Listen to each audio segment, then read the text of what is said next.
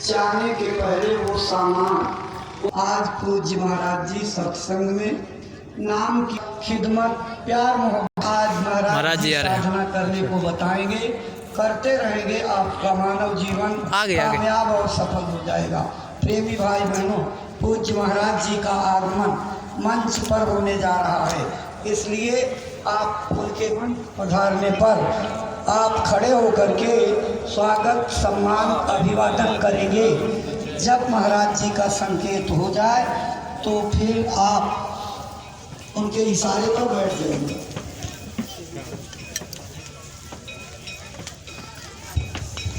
अपने गुरु महाराज के श्री चरणों में श्रद्धा सुमन अर्पित करके दया कृपा की याचना करते पूज्य महाराज जी।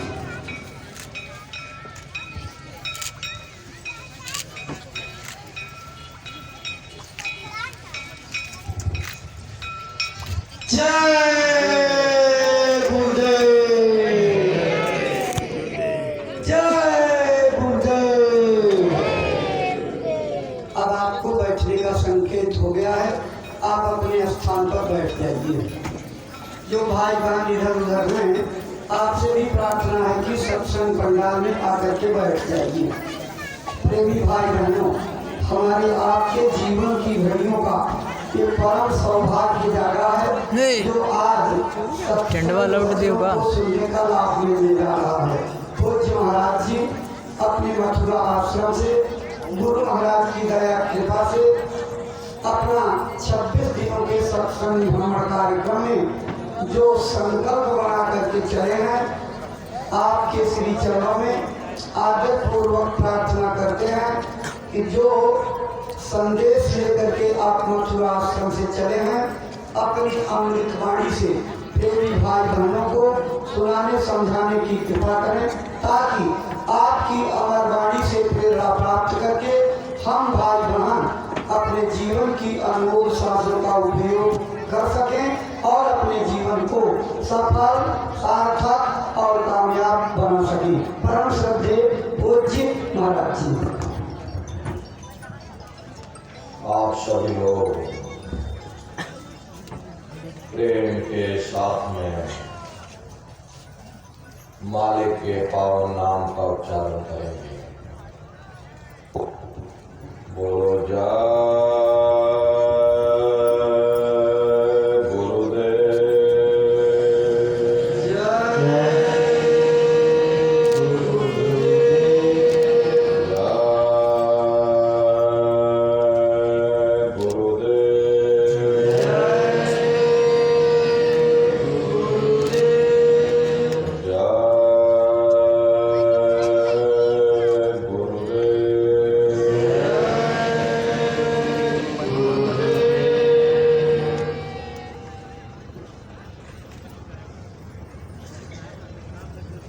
सर्वत्र विराजमान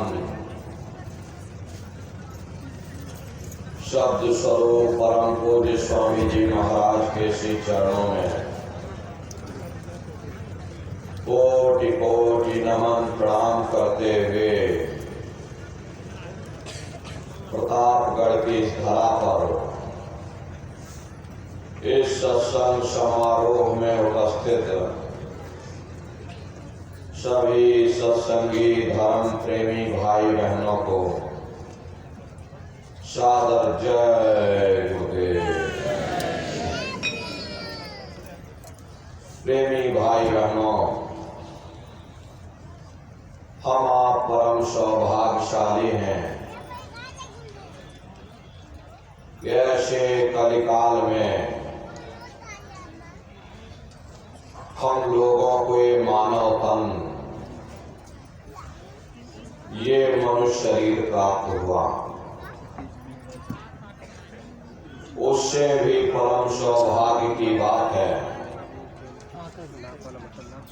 कि हम लोगों को इस मानव मंदिर में बैठ करके सत्संग सुनने का ही अवसर मिला। सत्संग जल जो कोई पावे, मैल आई सब कट कट जावे। यह ऐसा जल है जहां कौआ स्नान करता है और हंस बन करके बाहर निकलता। हम आप परम सौभाग्यशाली हैं। यह अवसर हम लोगों को मिला हुआ है। जो भी वचनवाणियां आपको सुनाई जाएं, चेत करके एक एक वचन को बड़े ध्यान से सुनिएगा और उस पर अमल करिएगा, क्योंकि ये सत्संग है, ये कोई कथा और कीर्तन नहीं, ये जीवन का सत्य है। अगर आपने ध्यान देख करके एक एक वचन को सुन लिया, निश्चय ही प्रेमी भाई बहनों आपके बहुत कुछ समझ में आ जाएगा कि आखिर जीवन का क्या उद्देश्य है, हमको जीवन किस लिए मिला हुआ है, मरने के बाद हम कहाँ जाएंगे। इन सभी प्रश्नों की जानकारी आपको सत्संग के माध्यम से पता चलेगा। प्रेमी भाई बहनों, ये मानव तन हम लोगों को बड़े सौभाग्य से प्राप्त हुआ। ये जीवन बहुत अनमोल है। उस परम पिता परमात्मा ने हमको यह जीवन केवल इसीलिए दिया है ताकि हम जीते जी उस प्रभु की प्राप्ति करके, मालिक की भक्ति करके अपनी जीवात्मा को इस भवसागर से पार पहुंचा दें। ये 5 तत्वों का पुतला जिसको लेकर के हम आप यहाँ बैठे हुए एक निश्चित समय के लिए मिला है। एक निश्चित समय को हम आप नहीं जानते, किंतु जिसने ये शरीर दिया है, इस मकान का जो मालिक है वो अवश्य ही जानता है। और समय पूरा हो जाने के बाद में मकान मालिक इस मकान को खाली करवा लेगा। प्रेमी भाई बहनों, महात्माओं ने सारा जीवन, अपना संपूर्ण जीवन जीवों के कल्याण के वास्ते समझाने में अपना जीवन गुजार दिया कि भाई जो मकान में आप बैठे हुए, ये किराए का मकान है, ये तुम्हारा अपना मकान नहीं है। यदि तुम्हारा होता तो सारी जिंदगी इस मकान को हमेशा तुम अपने पास रखते। ये तुम्हारा अपना नहीं है, उस मालिक ने तुमको किराए पर दे दिया। जब समय पूरा हो जाएगा, ये किराए का मकान खाली करवा लिया जाएगा। उस समय नए बाल बच्चे काम आएंगे, न रिश्ते नातेदार काम आएंगे। मन को, बुद्धि को, चित्त को और एक जीवात्मा को निकाल करके इस शरीर से बाहर कर दिया जाएगा। ये शरीर आपका यहीं जमीन पर गिर पड़ेगा, क्योंकि जीवात्मा के निकल जाने के बाद में ये शरीर सिर्फ एक माटी का पुतला है, उससे ज्यादा कुछ भी नहीं। आप इस मिट्टी के पुतले को ले जाकर शमशान भूमि पर जला करके राख कर दोगे।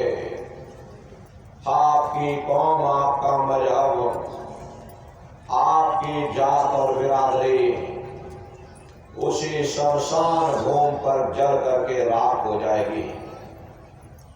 जिस जात और बिरादरी के लिए हम लोग लड़ते झगड़ते थे, जिस नाम रुतबा शानो शौकत के लिए, जिस धन दौलत के लिए हमने इतने बुरे खोटे पाप कर्म किए, तो मौत के समय में ना ये जात और बिरादरी काम आई, ये ना नाम रुतबा शानो शौकत, ना ये धन दौलत काम आया, सब कुछ तुम्हारा ये ही छूट गया।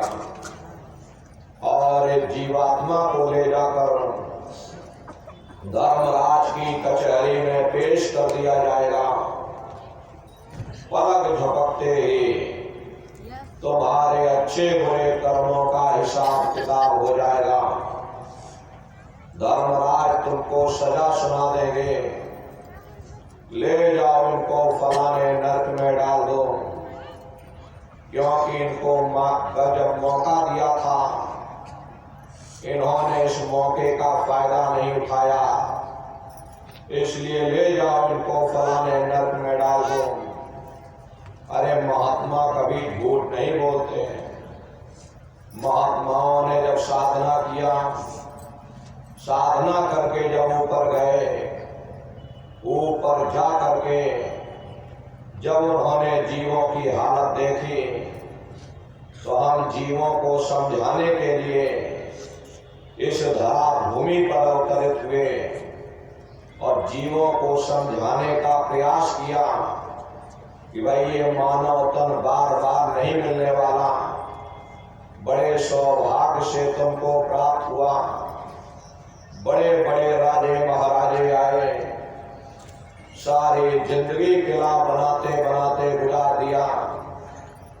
आज उनके किलों को जाकर देखो, आज खंडहर बने पड़े हुए। विश्व विजेता सिकंदर भी सारी दुनिया पर राज करने का ख्वाब देखता था, वो भी मुट्ठी खोल करके चला गया। कोई क्या साथ लेकर जाएगा? जो चीज तुम्हारे साथ में जाने वाली वो केवल परमात्मा की भक्ति है, सुरत शब्द नाम की कमाई है। इसलिए घाट पर बैठ करके उस मालिक की भक्ति कर लो, वरना ये समय तुम्हारा निकलता चला जा रहा, ये श्वासों की पूंजी निकलती चली जा रही। एक बार ये पूंजी समाप्त हो गई, दोबारा मानव तन नहीं मिलने वाला। मिली नर देह तुमको, बनाओ काज कुछ अपना, पचो मत आए जग में, जानियो रैन का सुपना। हरे नर नारियों, जैसे रात में हम लोग स्वप्न देखते हैं, हालांकि उस समय पर हमें स्वप्न सच मालूम पड़ता, असली प्रतीत मालूम होता है। लेकिन जब सुबह उठते हैं, जब हमारी आंख खुलती है, तब हमें होश आता, नहीं भाई हम तो स्वप्न देख रहे थे, ये सब भ्रम है। ठीक उसी प्रकार से ये दुनिया भी 10-20-100 साल का स्वप्न है। अब आप कहोगे हम जाग रहे, परंतु प्रेमी भाई बहनों, ऐसा हरगिज नहीं है। जिस दिन मौत का वक्त आएगा, अरे आप रोगे, हाय हाय करके चिल्लाओगे कि हाय हमने सारी जिंदगी यूं ही स्वप्न में गुजार दी, जागने का समय अभी आया, जो कुछ करना है अभी करना। लेकिन प्रेमी भाई बहनों, अब पछताए होत क्या जब चिड़िया चुग गई खेत। प्रेमी भाई बहनों, जैसे मरीज को मिश्री कड़वी लगती है, हालांकि मिश्री कड़वी नहीं होती बल्कि मरीज के मुंह का जायका कड़वा होता। उसे चाहे कितने अच्छे अच्छे भोजन पकवान करा दो, हलवा पूड़ी बना करके खिला देना, उसे अच्छा नहीं लगेगा। ठीक उसी प्रकार से यह मनुष्य भी इंद्रियों के भोग और वासनाओं में, शराबों और कबाबों में, मांस और मदिरा में इस कदर से फंसा हुआ है, यहां से निकलना दुश्वार हो गया। अरे निकलना तो दूर की बात रही, उस मालिक की ओर ध्यान ही नहीं जाता, शब्द या नाम की तरफ किसी का ख्याल तक नहीं जाता। और अगर भूले भटके चला भी जाए तो ये दुनिया की लज्जतें, दुनिया की वासनाएं, दुनिया का मोह और प्यार हमें खींच करके वापस दुनिया में लाकर डाल देता। महात्मा करे तो करे क्या? अरे महात्मा दवा देते हैं मगर आप लोग खाते ही नहीं। जैसे डॉक्टर मरीज को दवा देता और अगर मरीज खाए ही ना तो बताओ वह स्वस्थ कैसे हो सकता। डॉक्टर की दवा अलमारी में रखी, मरीज बिस्तर पर पड़ा और गालियां हम डॉक्टर को देते। इसमें डॉक्टर का क्या कसूर, इसमें महात्मा का क्या कसूर। प्रेमी भाई बहनों, जब तक हम अपने आप की गलती नहीं देखेंगे हम कभी कामयाब नहीं हो सकते। महात्मा प्रेम से समझाते हैं कि भाई देह और गृह सब झूठा, भरम में काहे को खपना, ये घर बार हमारा अपना नहीं, ये पराया देश है, ये सराय खाना है, ये मुसाफिर खाना है, ये शरीर भी तुम्हारा अपना नहीं, ये भी काल का पिंजरा है, किराए का मकान है, पराया मकान है। किसी को 40-50 साल के लिए मिला, किसी को 80-90-100 साल के लिए मिला। जितने जितने श्वास उस मालिक ने बख्शे हैं उसे भुगतने के बाद में हमें शरीर को यही छोड़ जाना। श्वास दुधारा नित्य ही जारी, एक दिन खाली चाम हरे नर नारियों। एक तालाब पानी से चाहे कितना भी क्यों ना भरा हो, आप एक छोटी सी नाली काट कर खोल दो तो सारा पानी ही तालाब से बाहर निकल जाएगा। ठीक उसी प्रकार से हमारा ये शरीर भी श्वासों का भंडार है।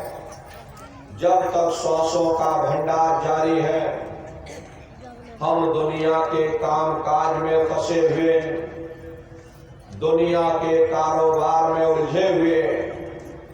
लेकिन जिस वक्त ये श्वासों का भंडार खाली होगा, अरे टेलीफोन खड़क जाएंगे, तार पहुंच जाएंगे, संदेश पहुंच जाएंगे, सब रिश्ते नातेदार, सब कुटुंब परिवार वाले, सब अड़ोस पड़ोस वाले मिनटों सेकंडों में इकट्ठा हो जाएंगे। हरे नर नारियों, जिस शरीर से तुम इतना प्रेम किया करते थे उसे कोई एक रात भी घर में रखने को तैयार नहीं होता। कंधों पर लटका करके शमशान भूमि पर छोड़कर आ जाते हैं।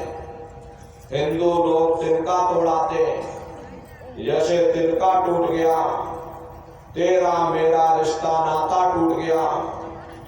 मुसलमान सिख ईसाई लोग खाक की मिट्टी कब्र में डाल देते कि जो मेरे लिए खाक की मिट्टी है वह मेरे लिए तू है।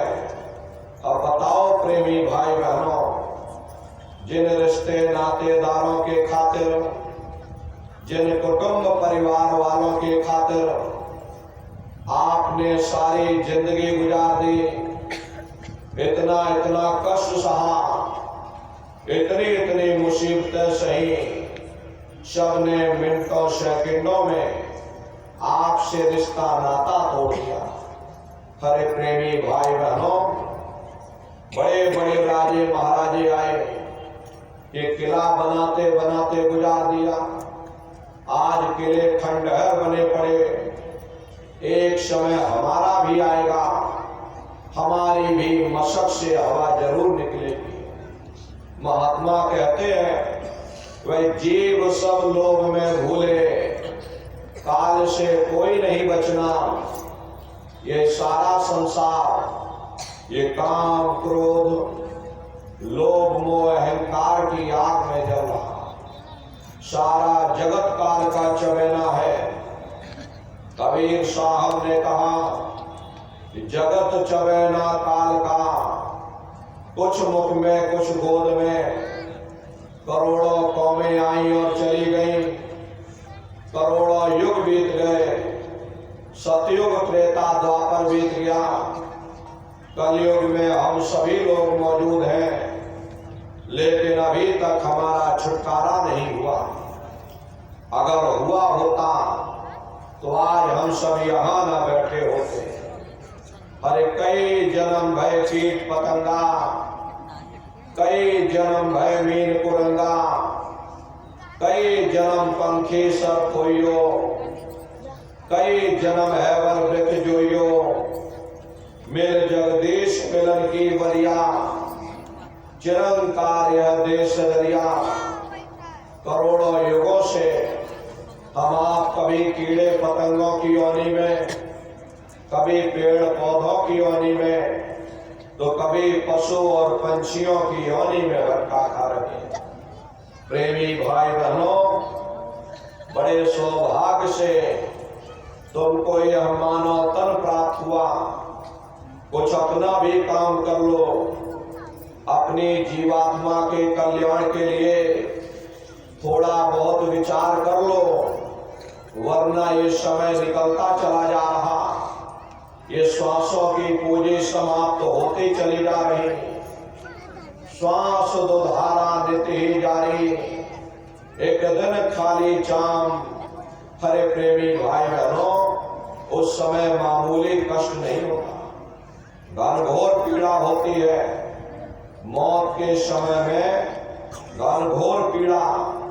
सहजो बाई ने लिखा है कि सहजो मौत आइया, अंगे अंग दिया तोड़, और हिया जरे छाती फटे, उठे पीर घनघोर। गुरु महाराज सत्संग में कहते थे कि जैसे 1 लाख बिच्छू एक साथ हमारे जिस्म पर डंक मारे, उससे भी लाखों करोड़ों गुना ज्यादा मौत के समय में दर्द होता है। जब मृत्यु आती है तो किस तरह से प्राण निकलते हैं, प्राणों के निकलने की क्या प्रक्रिया होती है, जरा उसे आप अच्छी तरह समझ लो। देखो प्रेमी भाई बहनों, जैसे संसार में महाप्रलय आती है, तो महाप्रलय के समय क्या होता, सबसे पहले पूरी पृथ्वी रह जाती है। ये पृथ्वी पानी में घुल करके और पानी बन जाती है। मानव सृष्टि की प्रलय एक बड़ी कयामत है, और शरीर की प्रलय एक छोटी कयामत है। तो जैसे ही मौत आती, सबसे पहले गुदा चक्र टूटता है, क्योंकि गुदा चक्र में पृथ्वी का वास होता। सिमटत भास श्वास उठ जावे, प्राण पति जब सिमट समावे उस समय श्वासें रुक जाएंगी, शरीर की चेतना सिमटने लगेगी, तो सबसे पहले गुदा चक्र टूटेगा। गुदा चक्र टूट करके ऊपर इंद्रिय चक्र में समा जाएगा। इंद्रिय चक्र में जल का वास होता, यानी जल ने पृथ्वी को घोल दिया।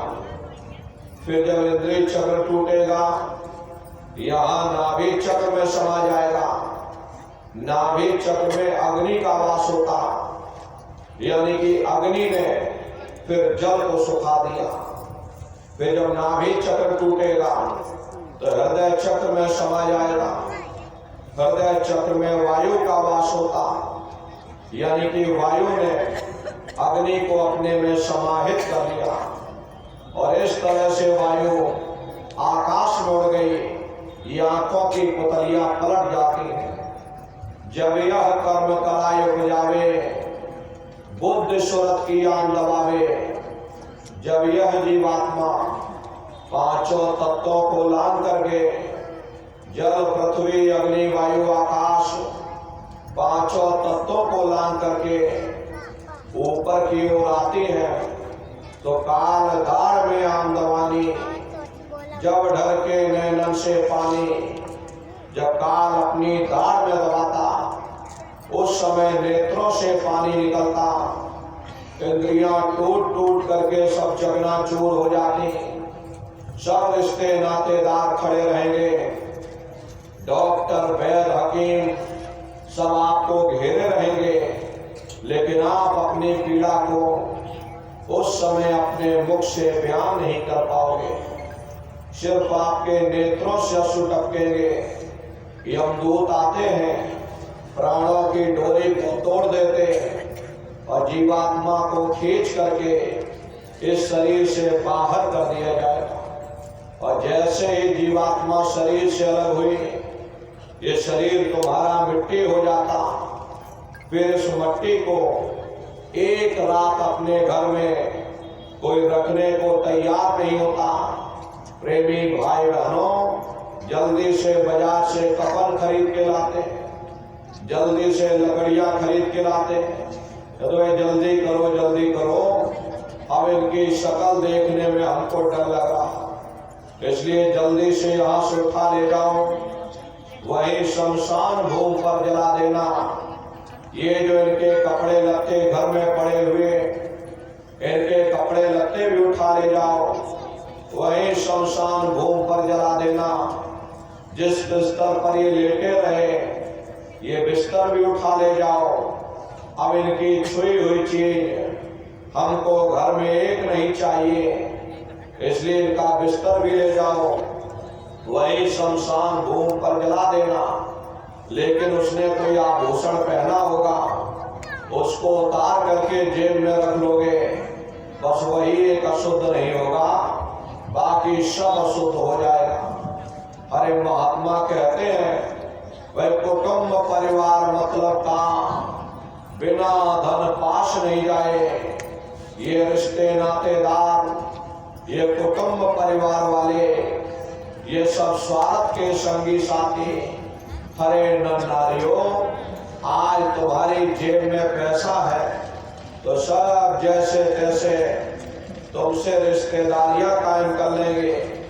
आज जेब खाली हो जाए तो बेटा बाप को बाप कहने के लिए तैयार नहीं होता। आप रोज कचहरियों में मुकदमों का हाल देखते हो। यदि किसी पिता ने बंटवारा करते समय किसी बेटे को 1000 रुपया कम दे दिया या 1 बीघा जमीन कम दे दी, तो बेटा बाप का दुश्मन बन जाता, उसे ले जाकर कचहरियों में खड़ा कर देता। अरे अपना यहाँ क्या है, ये स्वार्थ के संगी साथी, कोई आपको याद करने वाला नहीं रहेगा।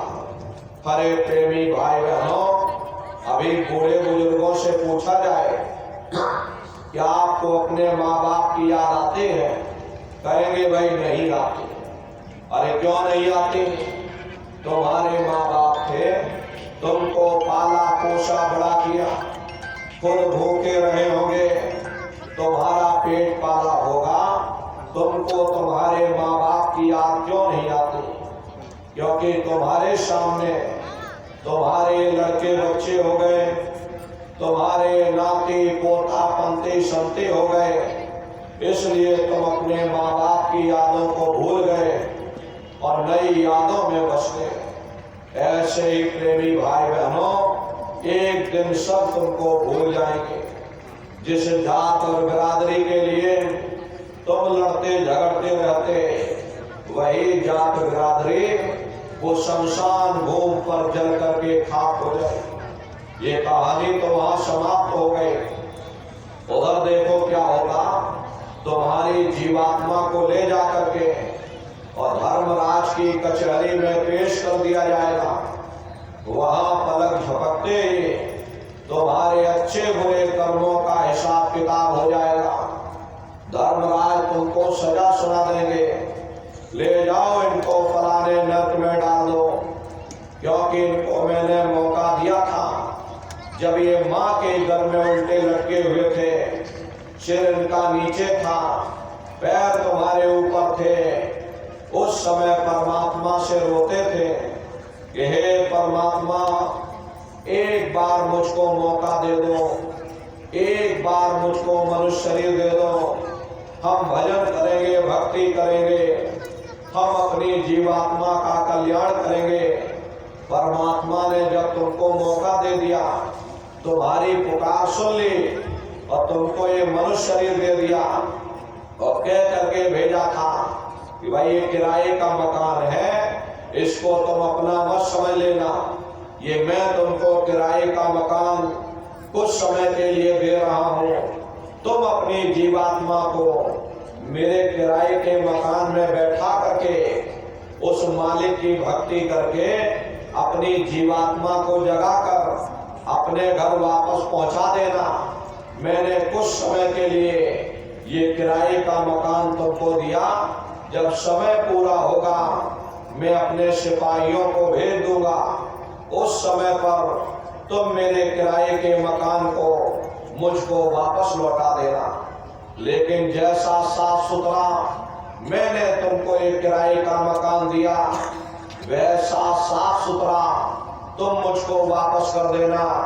लेकिन इस किराए के मकान में बैठ करके इन्होंने अच्छे बुरे कर्म कर डाले, कर्मों के भंडार इसमें भर दिए, मेरे किराए के मकान को इन्होंने गंदा कर दिया, इसलिए कर्मों की सजा इनको मिलेगी, ले जाओ इनको फलाने नरक में डाल दो। अरे महात्मा कभी झूठ नहीं बोलते। महात्माओं ने जब साधना किया, साधना करके जब ऊपर गए, ऊपर जा करके जब उन्होंने नरकों का हाल देखा, तो हमारी आपकी जानकारी के लिए उन्होंने उन किताबों में लिख दिया, लोह के खम्भ तपत के माही, और जहां जीव को ले चिपकाई वहां लोहे के खंभे अग्नि से धड़क धड़क लाल हो रहे। ऐसे छोटे जीवों को उन खंभों में चिपकाया जाता, जीव हाय हाय करके तड़पता है, तड़प तड़प जीव जुलम बुखारी, तपत खम्भ दुखे उपजे भारी।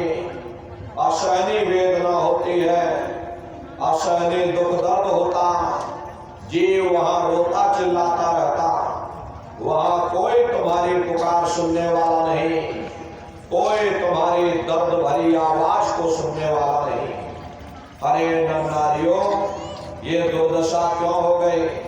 क्योंकि हम लोग मनमुखी हो गए, मन के कहे पर चलने लगे, मन के कहे पर चल करके अच्छे बुरे कर्म करने लगे। कर्मों का ये जखीरा अंबार के अंबार हमने अपने सिर पर लाद लिए, आज उन्हीं कर्मों का भोग पा रहे। हरे महात्मा कहते हैं कि भाई नर के अनेक और हैं, कहलग कहो बखान, दुख भोगते यह जीव जो, जाने जो भोग समान। कहते भाई एक नरक नहीं, ऐसे वहां अनेकों अनेक नरक बने थे। अलग अलग खोटे पाप कर्मों के वहां पर अलग अलग नरक बने। ये जीव अपने कर्म के अनुसार अनंतों अनंत युगों तक नरकों की यातनाएं भोगता रहता, और नरकों की यातनाएं भोगने के बाद में इसी जीवात्मा को सीधे मनुष्य शरीर नहीं मिलता, बल्कि इसे 4 खान 84 लाख योनियों में डाला जाता। ये 4 खान 84 लाख योनियां ये कोई मामूली योनियां नहीं होती। 4 खान का मतलब होता है अंडज पिंडज उपमज स्थावर। ये 4 खान है। पहली श्रेणी पेड़ पौधों की होती, जिनके अंदर पानी का तत्व मौजूद होता। कभी ये भी मनुष्य हुआ करते थे, लेकिन आज अपने कर्मों का भोग पा रहे। दूसरी श्रेणी कीड़े और मकोड़ों की होती है, जिनके अंदर पृथ्वी और अग्नि का तत्व मौजूद होता। तीसरी श्रेणी पंछियों की होती, चौथी चौपाई जानवरों की होती है, 5वीं स्वयं इंसान की आती, जिसके अंदर 5 तत्व जल पृथ्वी अग्नि वायु आकाश 5 तत्व मौजूद होते। प्रेमी भाई बहनों, ये 4 खाने हैं। इनकी अलग अलग कुल 84 लाख योनियां। अब आप पेड़ पौधों को देखो तो आम का पेड़ अलग है, नीम का पेड़ अलग है, पीपल का पेड़ अलग है। ऐसे अलग अलग प्रजातियों के कीड़े मकोड़े, अलग अलग प्रजातियों के पशु पंछी, कुल मिलाकर 84 लाख योनियां हैं। हम दुनिया के जीव अपने अपने कर्म के अनुसार अनंतों अनंत युगों से इन 84 लाख योनियों में दुख सह रहे। मामूली कष्ट नहीं होता। अरे गर्मी आ गई, सर्दी आ गई, बरसात आ गई, हम लोग सर्दी में अपना कंबल ओढ़ लिए, रजाई ओढ़ लिए। बरसात आ गई तो घरों के अंदर छिप करके बैठ गए। बीमार हो गए तो अस्पताल बड़े बड़े बन गए, दवाइयां बन गई हैं, खा पी करके ठीक हो गए। हर लेकिन उन जानवरों को देखो, उनकी क्या दुर्दशा होती। एक एक निवाले के लिए भटकते रहते। गर्मी लगती, सर्दी लगती, बरसात लगती, लेकिन बेचारे नंगे दौड़ते रहते हैं। मामूली कष्ट नहीं होता। उन बेचारे बैलों को देखो, वो बेचारे बीमार बैल, उनके मुंह से फसूकर निकलता रहता, लेकिन टनों बोझा उनके ऊपर लाद दिया जाता, सोटा मार मार करके आगे चला जाता। अरे क्या उनको कष्ट नहीं होता? और उनको भी कष्ट होता है, उनको भी तकलीफ होती है। वे भी बेचारे रोते और चिल्लाते रहते। लेकिन प्रेमी भाई बहनों, हम लोग उनकी दर्द भरी आवाज को समझ नहीं पाते। वे सिर्फ रोते और चिल्लाते रहते। उन्हीं कष्टों को भोग करके हम लोगों को भी ये मनुष्य शरीर मिला। लेकिन जब माँ के गर्भ से जन्म लिया तो माया का महीन बारीक पर्दा, भूल भुलैया का पर्दा हमारे आप के ऊपर डाल दिया। इसलिए पिछले जन्मों के कष्टों को हम भूल गए और फिर बुरे खोटे कर्म करने लगे। अगर वो भूल भुलैया का पर्दा हट जाए तो यही मनुष्य अपने पिछले जन्मों के कष्टों को देख करके सारी जिंदगी कान में उंगली डाल करके और मालिक की भक्ति करता रहेगा। लेकिन ऐसा माया का भूल भरम, ऐसा पर्दा आपके ऊपर डाल दिया, आप अपने पिछले जन्मों के कष्टों को भूल गए और फिर बुरे खोटे कर्म करने लगे। ये 4 खान 84 लाख योनियां हैं। 84 लाख योनियों की सबसे जो आखिरी योनि होती है वो गाय और बैल की योनि होती है। गाय स्त्री का रूप लेती है और बैल पुरुष का रूप लेते। ये 84 लाख योनियों की सबसे आखिरी योनि होती है। उसके बाद तब जाकर के हम लोगों को दोबारा ये मनुष्य शरीर प्राप्त होता। इसीलिए कहा गया कि बड़े भाग्य मानुष तन पाया, बड़े सौभाग्य से ये मानव तन हमको आपको मिला।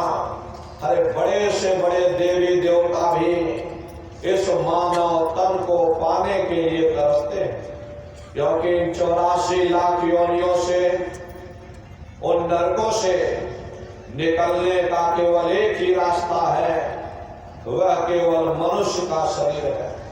इसी मनुष्य मंदिर में बैठ करके हम परमात्मा की भक्ति कर सकते हैं। इसीलिए संतों महात्माओं ने इस पंच भौतिक शरीर को सच्चा हरि मंदिर कहकर याद किया कि हरि मंदिर यह शरीर है, ज्ञान रतन प्रकट होए, ये असली हरि मंदिर है। जब भी वो परमात्मा मिलेगा इसी हरि मंदिर के अंदर मिलेगा। इसी पंच भौतिक शरीर को ईसा मसीह साहब ने टेम्पल ऑफ लिविंग गॉड यानी जिंदा खुदा का मंदिर कहकर याद किया। इसी पंच भौतिक शरीर को मुसलमान फकीरों ने कुदरती काबा कहकर याद किया। ये असली कुदरती काबा है। अरे खुदा का दीदार जब भी होगा इस कुदरती काबे के अंदर जाकर होगा। बाहर से आज तक न कभी किसी को परमात्मा मिला, न भविष्य में कभी मिल सकता। परमात्मा जब भी मिलेगा तुम्हें तुम्हारे अंदर मिलेगा। यही कबीर साहब ने लिखा है कि जो तिल माही तेल है, जो चकमक में आग, और तेरा साईं तुझ में और जाग सके तो जाग। जिस तरह तिल में तेल होता, पत्थर में अग्नि होती, ठीक उसी तरह से वो मालिक हर एक के घट घट में, हर एक के वजूद के अंदर बैठा हुआ। यही आपकी धर्म पुस्तकों में भी लिखा है कि अरे मोको का धूड़े रे बंदे, मैं तो तेरे पास में, और ना तीरथ में ना मूरत में, मैं तो हूँ विश्वास में। ना मैं तीरथ में मिलूंगा, ना मैं मूरत में मिलूंगा, ना मैं मंदिर में मिलूंगा, ना मैं मस्जिद में मिलूंगा, न गंगा में मिलूंगा, न जमुना में मिलूंगा, न इन बाहरी कर्म कांडों में मिलूंगा। मैं जब भी मिलूंगा तो मैं तुम्हारे अंदर मिलूंगा। अपने वजूद के अंदर जाकर के उस मालिक की खोज करो। प्रेमी भाई बहनों, इन बाहरी कर्म कांडों से न कभी किसी को मुक्ति प्राप्त हुई है, न भविष्य में कभी हो सकती। लोमस ऋषि का संवाद आता है। लोमस ऋषि ब्रह्मा के पुत्र माने जाते थे। प्रेमी भाई बहनों, बड़े ध्यान से आप लोग सुनिएगा।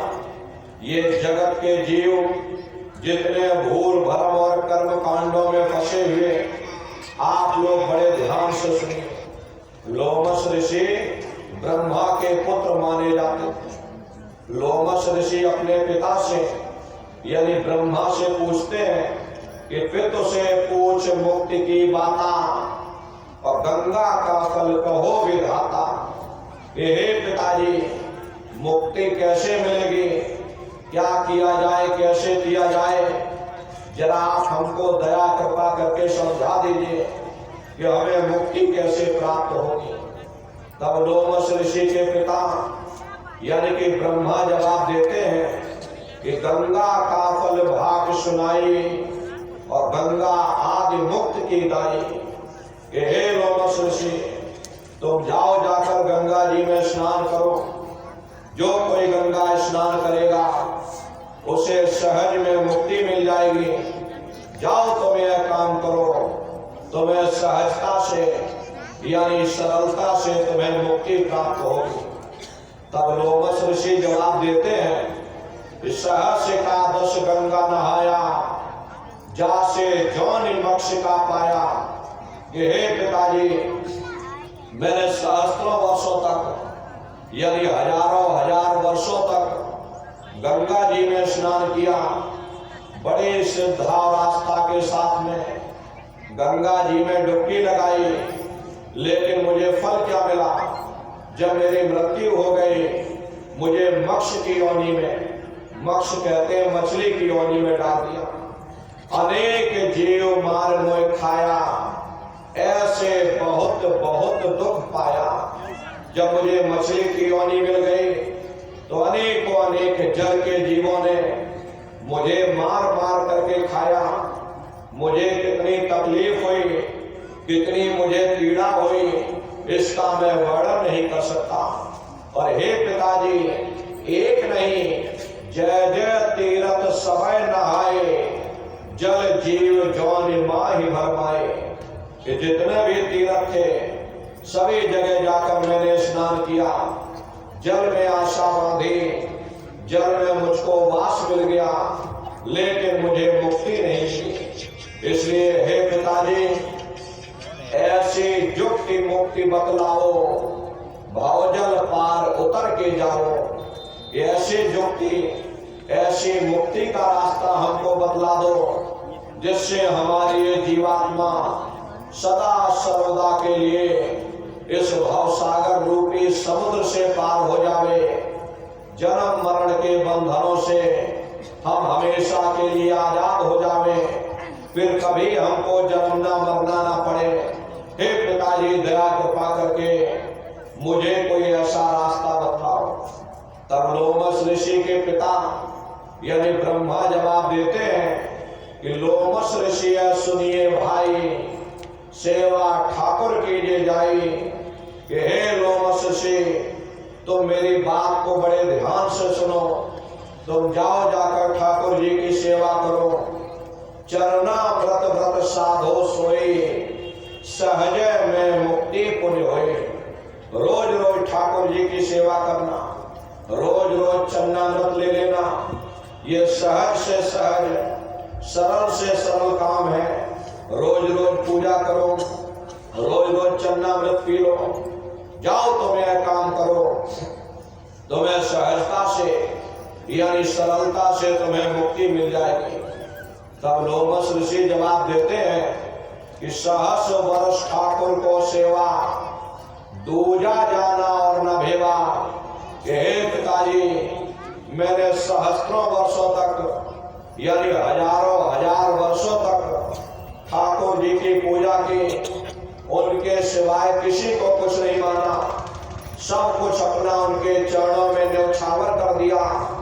विध विध ध्यान विधि से कीन्हा, फल पायो पावन को लेना।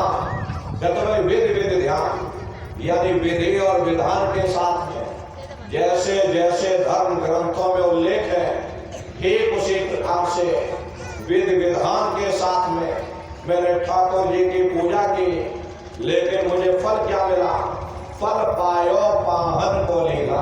पाहन कहते हैं जड़ को, यानी मुझे जड़ में वास मिल गया, लेकिन मुझे मुक्ति नहीं मिली। इसलिए हे पिताजी, दया कृपा करके मुझे कोई ऐसा रास्ता बतला दो जिससे मुझे मुक्ति मिल जाए।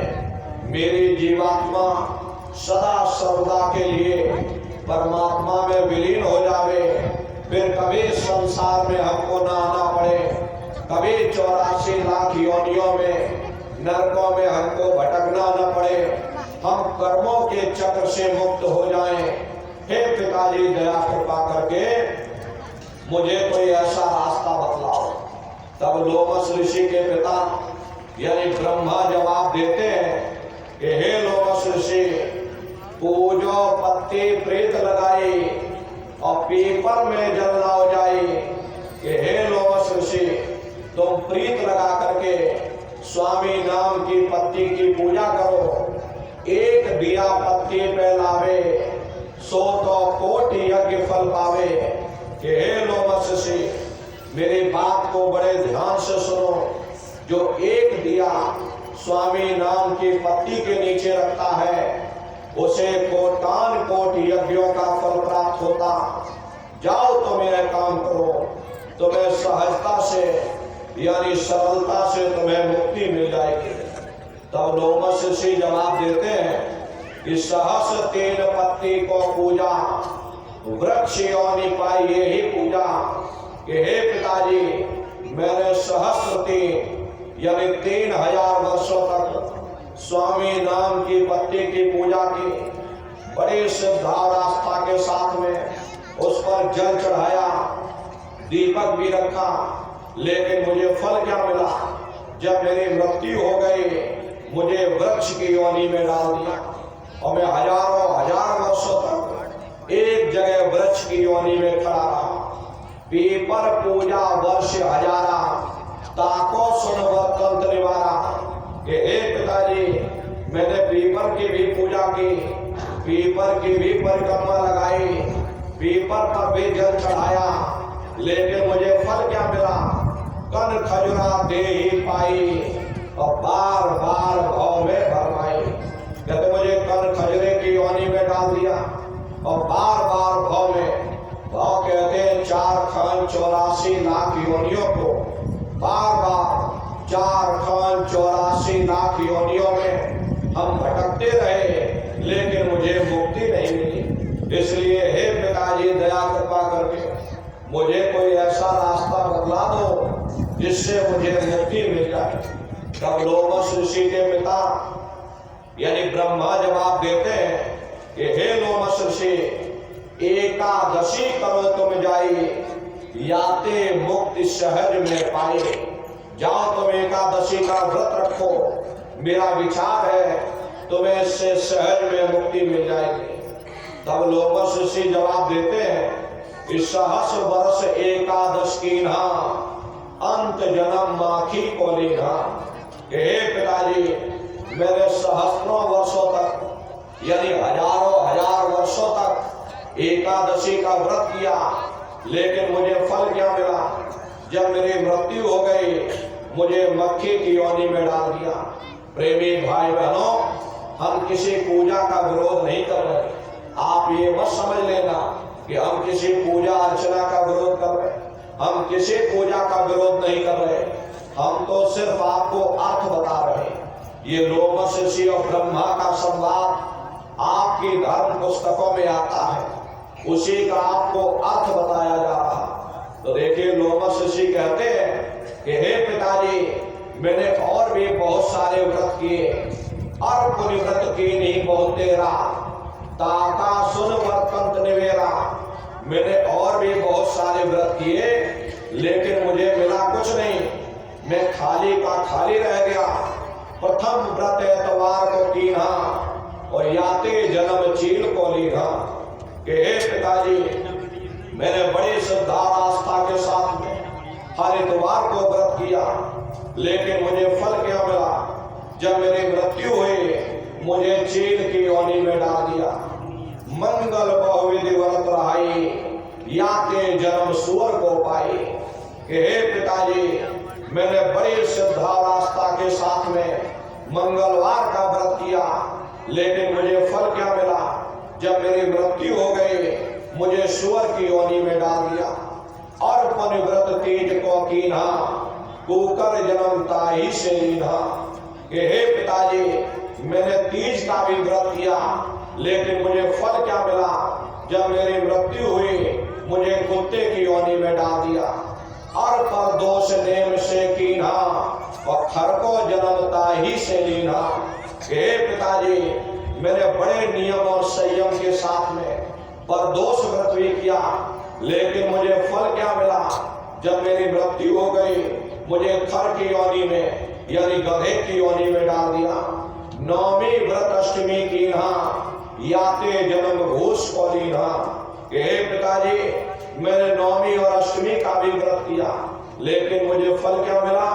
जब मेरी मृत्यु हुई, मुझे घूस की योनि में डाल दिया। अंत में लोमश ऋषि कहते हैं कि अब पुण्य व्रत करे झार बनाई, पर मुक्ति हमने नहीं पाई। हे पिताजी, मैंने और भी बहुत सारे व्रत कर डाले, लेकिन मुझे मुक्ति नहीं मिली। जहां मैंने आशा बांधी, वही मुझको वास मिल गया, लेकिन मुझे मुक्ति नहीं मिली। इसलिए हे पिताजी, दया कृपा करके मुझे कोई ऐसा रास्ता बतला दो जिससे मुझे मुक्ति मिल जाए। मेरे जीवात्मा परमात्मा में विलीन हो जाए, फिर कभी जन्म मरण के बंधनों में हमको यहाँ ना आना पड़े। हे पिताजी, दया कृपा करके मुझे कोई ऐसा रास्ता बतलाओ। तब लोमश ऋषि के पिता यानी ब्रह्मा जवाब देते हैं कि हे लोमस से तुम थोड़ा दान पुण्य करो। पुण्य गौ का सबसे भारी, याते मुक्ति होए बिचारी। कि हे लोमस से तुमने सब कुछ करके देख लिया, लेकिन मेरा ये विचार है कि तुम थोड़ा दान पुण्य करो। और दान पुण्य में सबसे बड़ा पुण्य गौदान माना जाता। जाओ तुम गौदान करो जा करके, तुम्हें सहजता से यानी सरलता से तुम्हें मुक्ति मिल जाएगी। तब लोमस ऋषि जवाब देते हैं कि गौदान की ना बहुत तेरा, और जन्म मिला जो बकरी केरा। हे पिताजी, मैंने बहुत गौदान किया, लेकिन मुझे फल क्या मिला? जब मेरी मृत्यु हो गई, मुझे बकरी की योनि में डाल दिया। न जाने कितनों ने मेरा शिकार किया, मुझे मार मार करके, मुझे काट काट करके खाया गया। मुझे कितनी तकलीफ हुई, कितनी मुझे पीड़ा हुई, इसका मैं वर्णन नहीं कर सकता। हे पिताजी, जो तुम कहे सभी हम कीन्हा, और मुक्ति न पायो रहो अधीना। जो भी आपने विधि बताई, मैंने विधि विधान के साथ उसे पूर्ण किया। इतना तीरथ व्रत, इतना कर्मकांड इस संसार में कोई मनुष्य नहीं कर सकता जितना मैंने किया। लेकिन हे पिताजी, मैं खाली का खाली रह गया। मेरा जन्म बर्बाद हो गया, मेरा समय बर्बाद हो गया। प्रेमी भाई बहनों, बड़े स्पष्ट शब्दों में लोमस ऋषि कह रहे, हे पिताजी, मैंने बहुत भटक लिया। मुझे अब की बार ऐसा आखिरी रास्ता बतला दो जिससे मुझे मुक्ति मिल जाए, मेरी जीवात्मा परमात्मा में विलीन हो जाए। इतना तीरथ व्रत कर्मकांड मैंने इतना कर डाला, इतना इस संसार में कोई नहीं कर सकता, लेकिन मुझे मिला कुछ नहीं। मेरा समय बर्बाद हो गया। जहां मैंने आशा बांधी वहीं मुझको वास मिल गया, लेकिन मुझे मुक्ति नहीं मिली। इसलिए हे पिताजी, मैंने बहुत भटक दिया। बड़े दीन भाव से अपने पिता ब्रह्मा से प्रार्थना करते हैं, हे पिताजी, मैंने बहुत भटक दिया। मुझे कोई ऐसा आखिरी विकल्प बता दो जिससे मुझे मुक्ति मिल जाए। तब लोमस ऋषि के पिता यानी ब्रह्मा जवाब देते हैं कि लोमस ऋषि में कहो विचारा, और संत शरण से होए उबारा।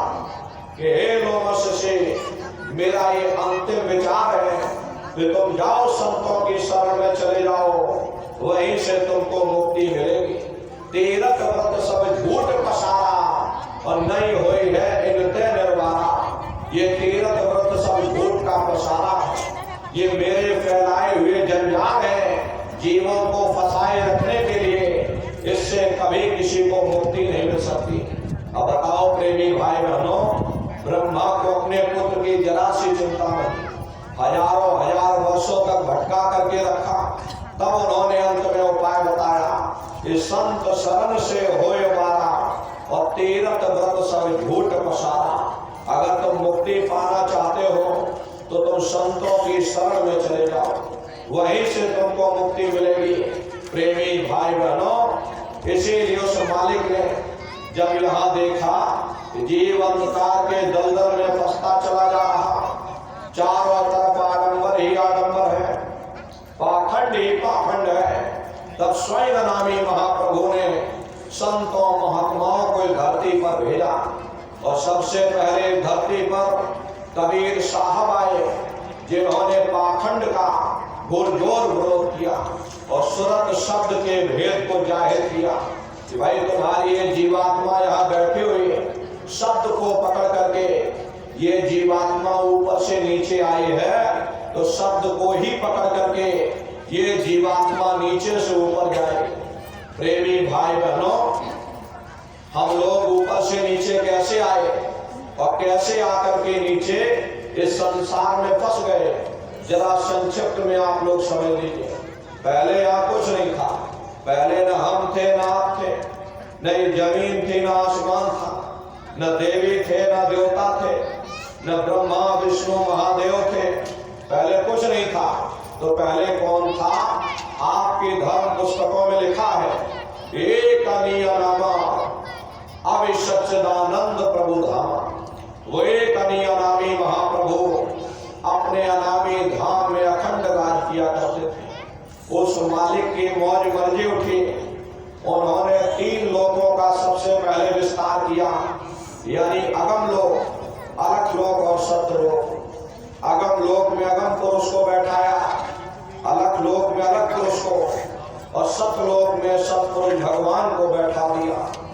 काफी समय जब बीत गया तब नीचे की रचनाओं का विस्तार सतपुरुष भगवान ने किया। उन्होंने अपनी आवाज पर अनंतों अनंत ब्रह्मांडों की रचना की और अपने 16 पुत्रों को नीचे उतार दिया। निरंजन भगवान, जिनको दुनिया ईश्वर कहती है, सतपुरुष भगवान के सबसे छोटे पुत्र हैं। इन 16 पुत्रों ने नीचे आकर घनघोर तपस्या की और अपने पिता को प्रसन्न करके, यानी सतपुरुष भगवान को प्रसन्न करके, सतलोक के समान उन्हीं के जैसा राज्य वरदान के रूप में मांग लिया। प्रेमी भाई बहनों, राज तो चेतन पर किया जाता है, जड़ पर नहीं किया जाता। इसीलिए इनको जीवात्माओं का छोटा सा भंडार दे दिया गया। जब जीवात्माएं ऊपर से नीचे उतारी जाने लगी, जब हमको आपको ऊपर से नीचे उतारा जाने लगा, तो हम लोग घबराने लगे। उस समय सतपुरुष भगवान ने आदेश किया कि तुम जाओ, जाकर नीचे आराम से रहो, और जब समय पूरा होगा तब तुम वापस अपने देश चले आना। सतपुरुष के आदेश पर ये रूहें, ये जीवात्माएं, यानी हम और आप नीचे आने को तैयार हो गए। सबसे पहले 4 प्रकार के कपड़े, कारण कपड़ा, सूक्ष्म कपड़ा, लिंग कपड़ा और स्थूल कपड़ा, 4 प्रकार के कपड़े जीवात्माओं को पहनाए गए और परत दर परत, मंडल वाई मंडल शब्द को पकड़ा करके जीवात्माओं को नीचे उतारते चले गए। और इसी मृतलोक में, इसी स्थूल शरीर में, दोनों आंखों के मध्य भाग में जीवात्मा को यहाँ बैठा दिया। जब जीवात्माएं ऊपर से नीचे यहाँ आ गई, उस समय पर सतयुग का समय था। सतयुग योगी सब विज्ञानी, कर हर ध्यान तरे भव प्राणी। उस समय सब ज्ञानी और विज्ञानी थे, सबकी आंख कान खुली हुई थे, रोज मालिक का दर्शन करते थे, रोज आते और रोज जाते। और जब समय पूरा हो जाता, ये जीवात्माएं अपने देश वापस चली जाती, फिर कभी लौट करके मृत्युलोक में नहीं आती। ऐसे न जाने कितनी जीवात्माएं वापस चली गई। तब निरंजन भगवान ने विचार किया कि हमने इतनी तपस्या करके वरदान के रूप में जीवात्माओं का छोटा सा भंडार मांग लिया। अगर ये जीवात्माएं ऐसे ही अपने देश वापस चली जाएंगी, हम इन पर कोई रोक टोक नहीं लगाएंगे, तो एक दिन मेरा राज्य खाली हो जाएगा। तो उन्होंने बड़ी होशियारी के साथ में कर्मों का कानून बना दिया। कर्मों का कानून बना करके जीवात्माओं को यहाँ सुना दिया कि भाई ये पुण्य कर्म है, ये पाप कर्म है, ये शुभ कर्म है, ये अशुभ कर्म है। और इन जीवात्माओं को कह दिया कि काल रूप में तेरे कर्म धाता, शुभ अशुभ कर्म फल दाता। यानी मैं काल रूप हूँ और शुभ अशुभ कर्मों का मैं फल दूंगा।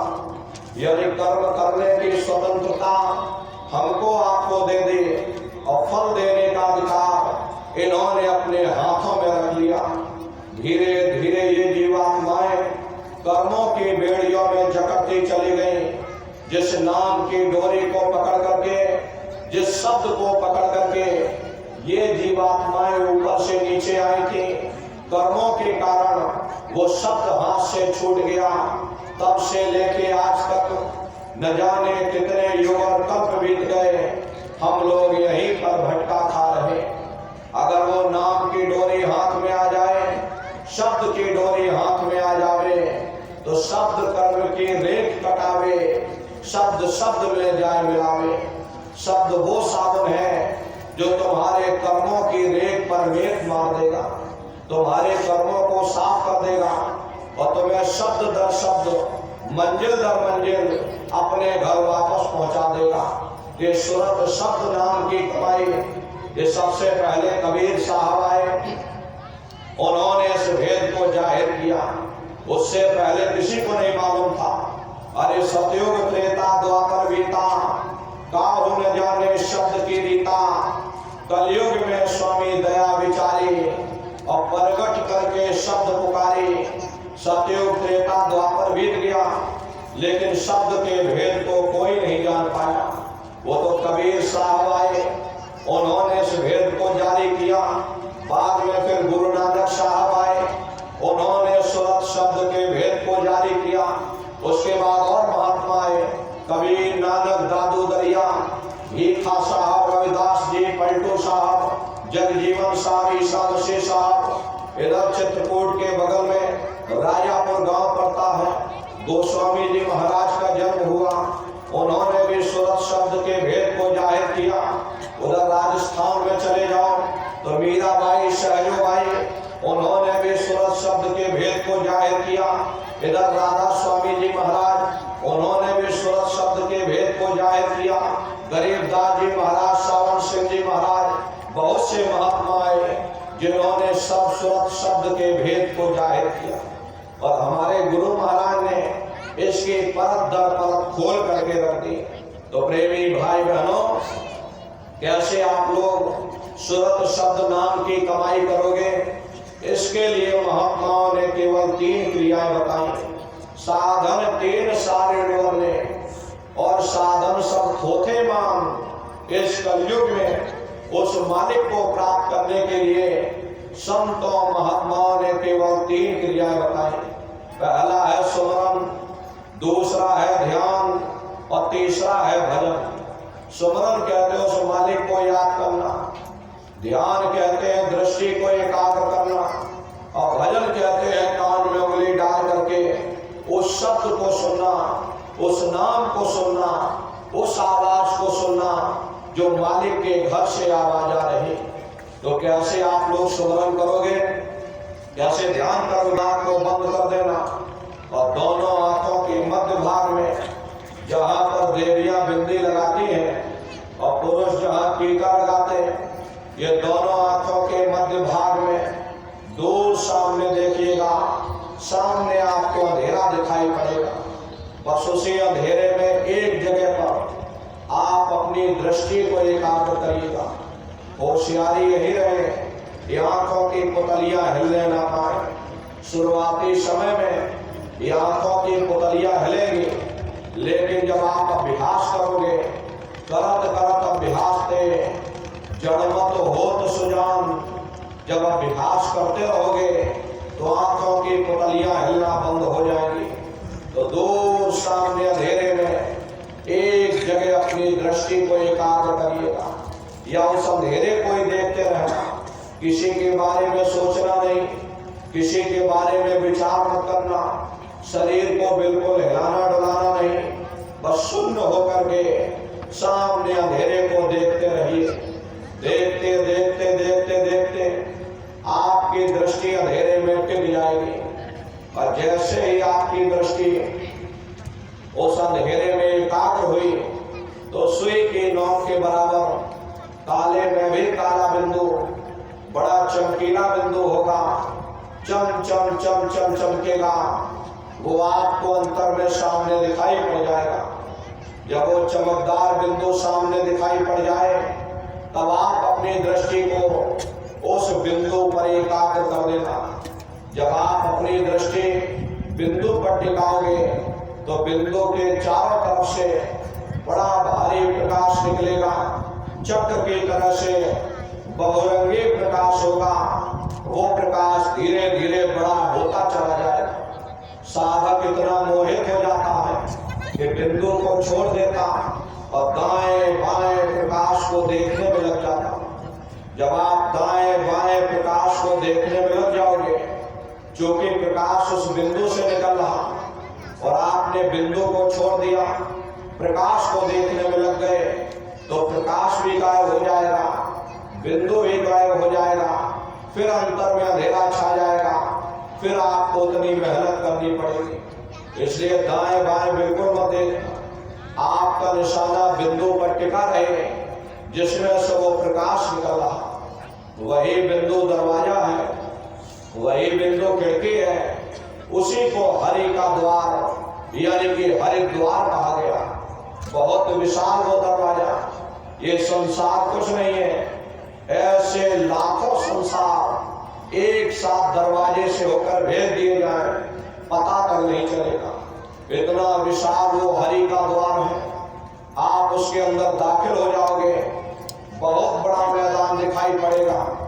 उसी मैदान में खड़े हो जाओगे तो सबसे पहले आपको अपने सतगुरु के स्वरूप का दर्शन होगा।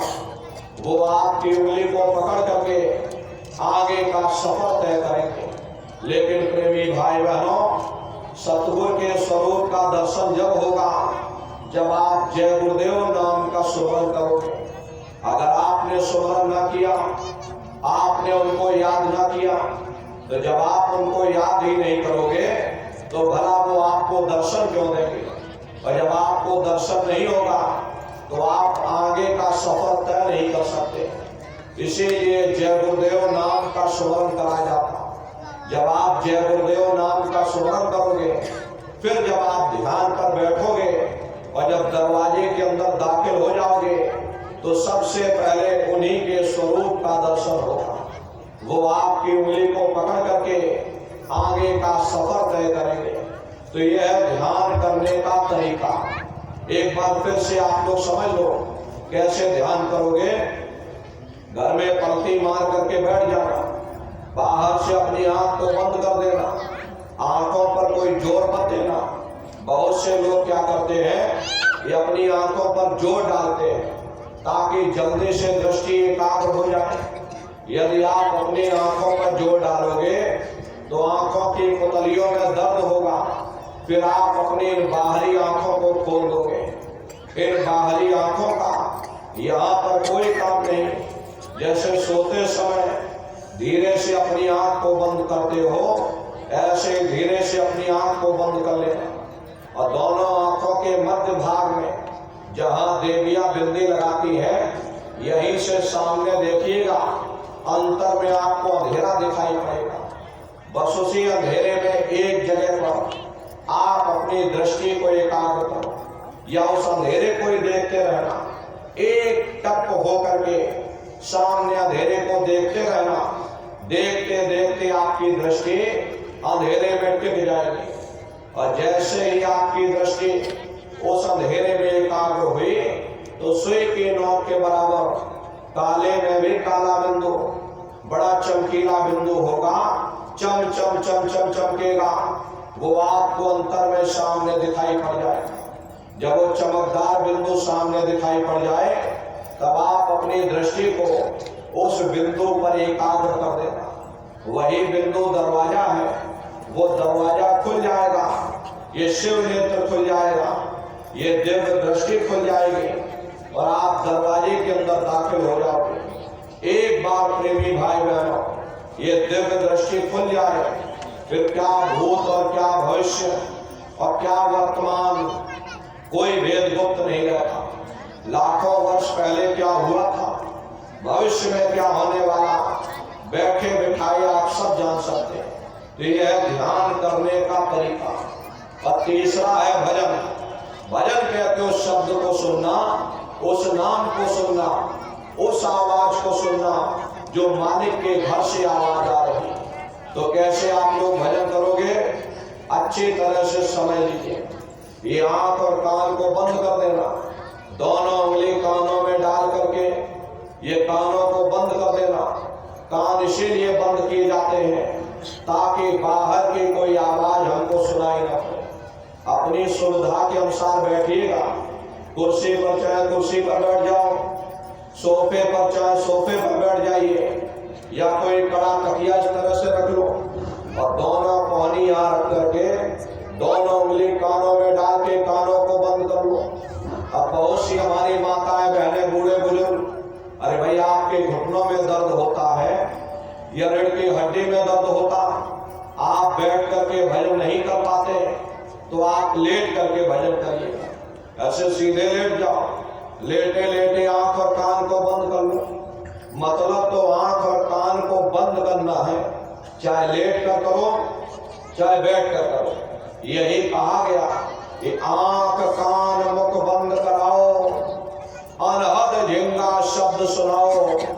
यानी पहले अपने आंख को बंद करो, अपने मुख को बंद करो, दोनों उंगली कानों में डाल करके ये कानों को बंद कर लो और ऊंचे से ऊंचा ध्यान दे करके गौर से आवाज को सुनने की कोशिश करो। प्रेमी भाई बहनों, जब आप अपने कानों को बंद करके ऊंचा ध्यान दे करके सुनोगे तो आपको शुरू में आवाज सुनाई पड़ेगी। एक कहीं सीटी जैसी आवाज हमारे कानों में गूंज रही,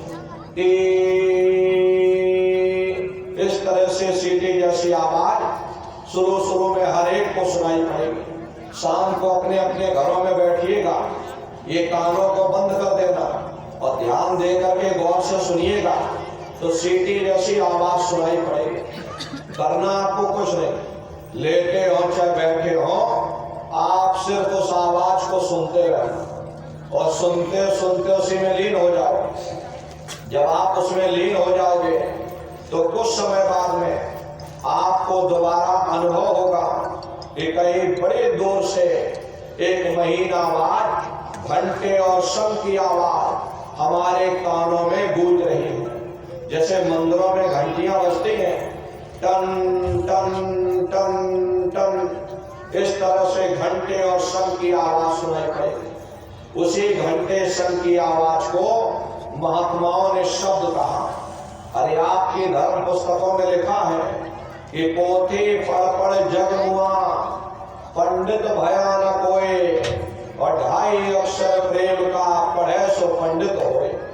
दुनिया वाले कहते हैं कि 2.5 अक्षर का मतलब प्रेम है। अरे प्रेम नहीं है, प्रेम में तो मात्रा लगी हुई। यहाँ पर जिस 2.5 अक्षर का वर्णन किया है वो है शब्द, सा आधा था और ता। उसी शब्द को महात्माओं ने नाम कहा। कलयुग केवल नाम धरा, सुमेर सुमेर नर उतर ही पारा। कलयुग में केवल नाम का आधार है, वो नाम तुम्हारे अंदर दिन और रात धुलकारे दे रहा। तो उसी घंटे शंख की आवाज को महात्माओं ने शब्द या नाम कहा। उसी घंटे शंख की आवाज को मुसलमान फकीरों ने कलमा कहा। उसी घंटे शंख की आवाज को ईसा मसीह साहब ने वर्ड या लागस कहकर याद किया।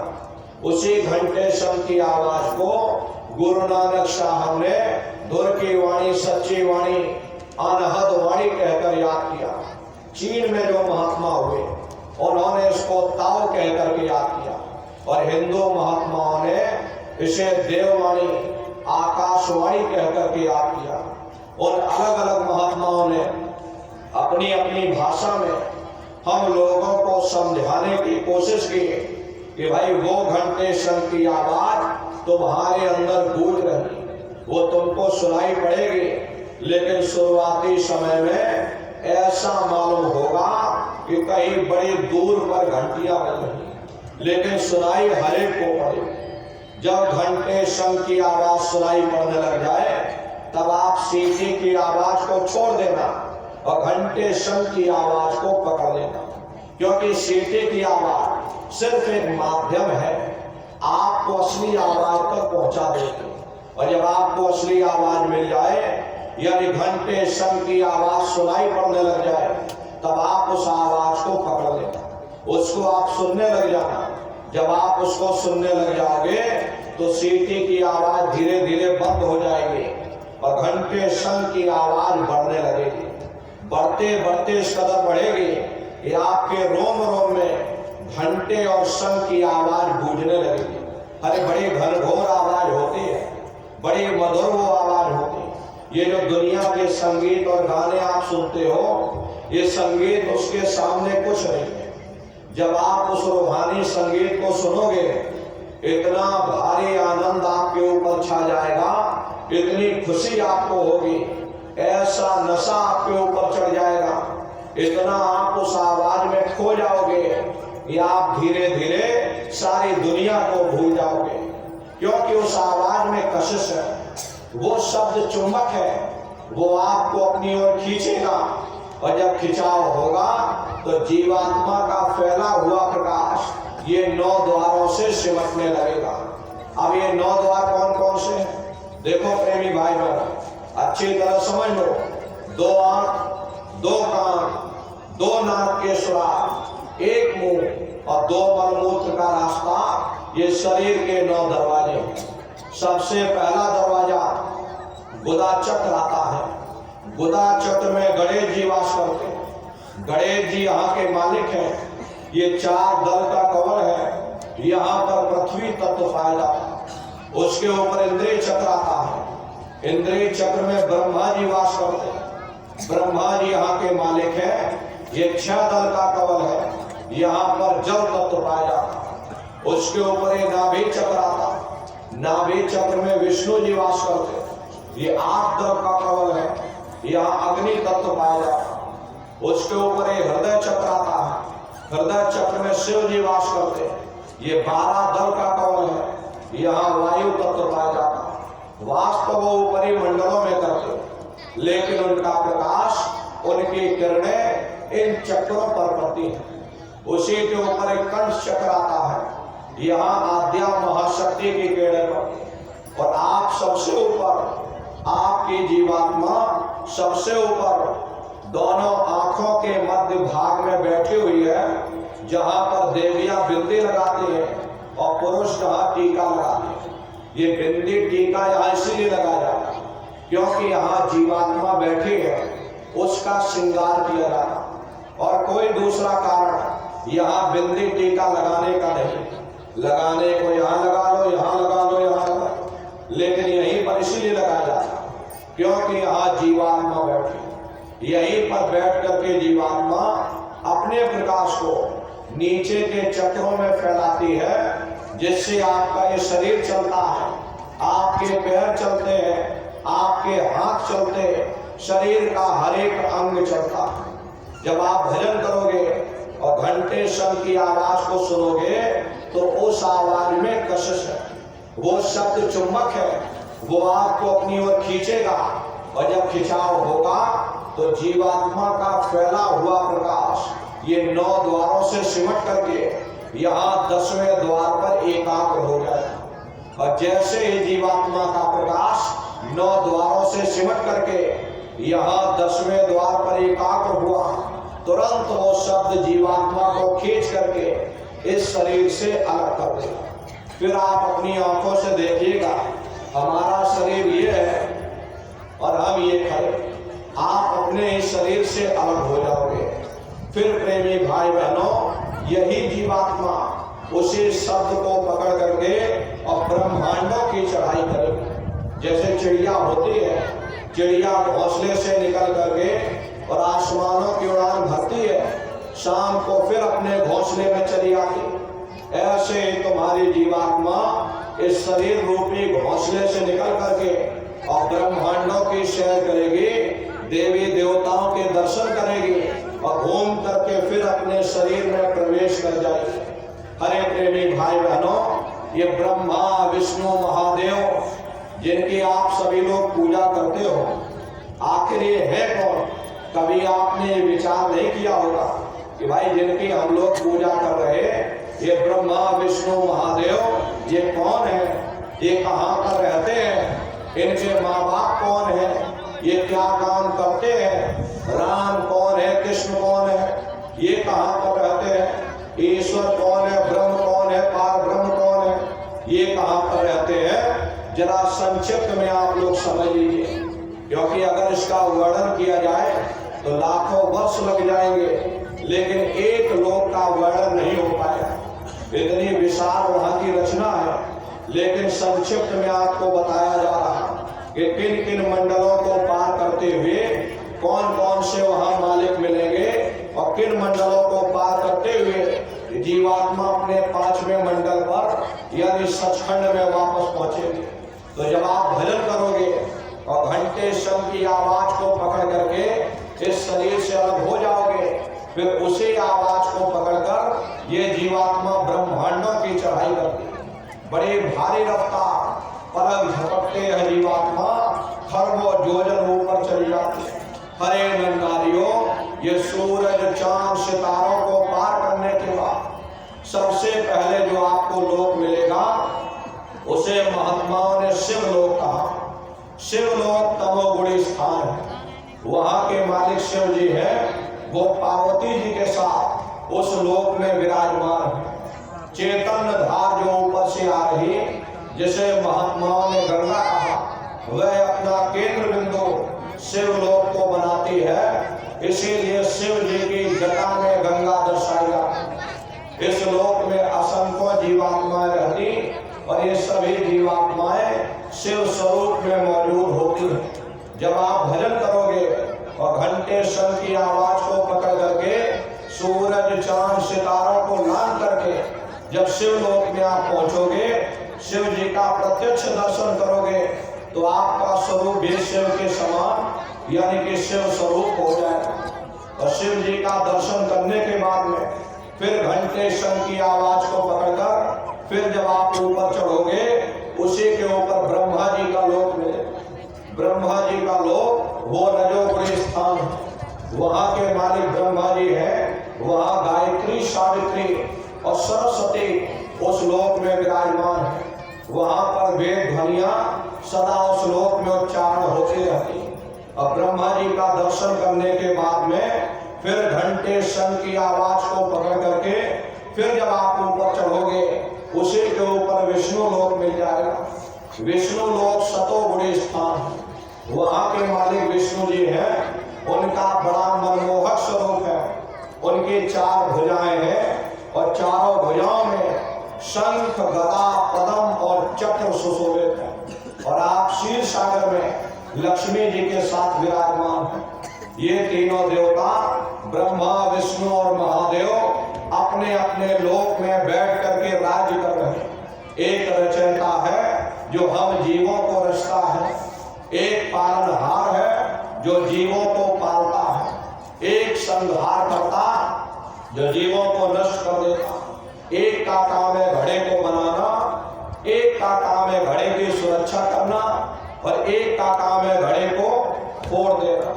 इनकी जो माता है वो आद्या महाशक्ति है। ब्रह्मा, विष्णु, महादेव लोक के ऊपर वो आद्या महाशक्ति का लोक आता है। उसी लोक को पार करने के बाद सबसे पहला खंड पड़ता है, या यूं कह लो पहला देश पड़ता, या यूं कह लो पहली राजधानी पड़ती है, जिसे महात्माओं ने सहस दल कवर कहा। वो राजधानी है। ये ब्रह्मा, विष्णु, महादेव के जो लोक हैं, उस राजधानी के अंतर्गत आने वाले जिले हैं। जैसे आपके उत्तर प्रदेश की राजधानी लखनऊ है, बाकी सभी जिले हैं। इसी तरह प्रेमी भाई बहनों, वो सहस दल कवर राजधानी है। राजधानी का जो मालिक है वो निरंजन भगवान है। ये ब्रह्मा, विष्णु, महादेव ये निरंजन भगवान के ही पुत्र हैं। और ये आद्या महाशक्ति ये निरंजन भगवान की अर्धांगिनी है। और निरंजन भगवान स्वयं तीनों लोकों के मालिक हैं। इन्हीं को त्रिलोकीनाथ कहा गया। ये वही निरंजन भगवान है जिन्होंने तपस्या करके जीवात्माओं का भंडार मांग लिया और कर्मों का कानून बना करके जीवात्माओं को इस संसार में फंसा दिया। ये वही निरंजन भगवान है। इन्हीं को दुनिया ईश्वर कहती है, हिंदू इन्हीं को परमात्मा कहते हैं, मुसलमान इन्हीं को खुदा कहते हैं, ईसाई इन्हीं को गॉड कहते हैं। घंटे और शंख की आवाज जो हर इंसान के अंदर गूंज रही है, वो आवाज उन्हीं के मुखारबिंद से हो रही है। निरंजन भगवान का जो स्वरूप है वो ज्योतिष स्वरूप है। हजार बाती की अखंड ज्योति वहां पर बराबर जल रहे। अरे हम लोग तो नकल में फंस गए, बाहर मंदिर बना लिया, बाहर मस्जिद बना लिया, वही घंटा शंख बजाते रहते, वही ज्योति जलाकर हिलाते रहते। लेकिन महात्माओं ने कहा भाई शरीर तुम्हारा सच्चा हरि मंदिर है। इसी हरि मंदिर के अंदर जब तुम शब्द को सुनोगे, वो घंटे घड़ियाल की आवाज हो रही। एक बार तुम्हारी जीवात्मा उस घंटे शंख की आवाज को पकड़ लेगी तो पहले स्थान पर पहुंच जाएगी जहां से वो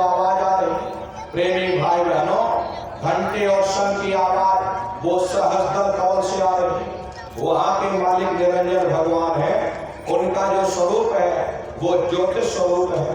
हजार बाती की अखंड ज्योति वहां पर बराबर जल रही। अरे हम लोग यहाँ ज्योत जलाते हैं, इस ज्योत में तेल की जरूरत पड़ती है, बाती की जरूरत पड़ती है, लेकिन वो अखंड ज्योति ऐसी है जिसमें न तेल की जरूरत है और न बाती की जरूरत है। पलटू साहब ने जिक्र किया है कि उल्टा कुआ गगन में और तिसमें जरे चिराग, तिसमें जरे चिराग, बिना रोगन बिन बाती और 6 ऋतु 12 मास जग रहे दिन राती। सतगुर मिले जो होए ताह की नजर में आवे, बिन सतगुर नहीं कोई वाह को दर्शावे। वो अखंड ज्योति ऐसी है जिससे पूरा ब्रह्मांड प्रकाशवान होगा। न जाने कितने ऋषि मुनि, कितने पीर पैगंबर औलिया उस ज्योत पर कुर्बान हुए बैठे। प्रेमी भाई बहनों, जितनी भी अवतारी शक्तियां आई, राम आए, राम को वहीं से नीचे उतारा गया। इसीलिए उस देश को अयोध्या नगरी कहा जाता।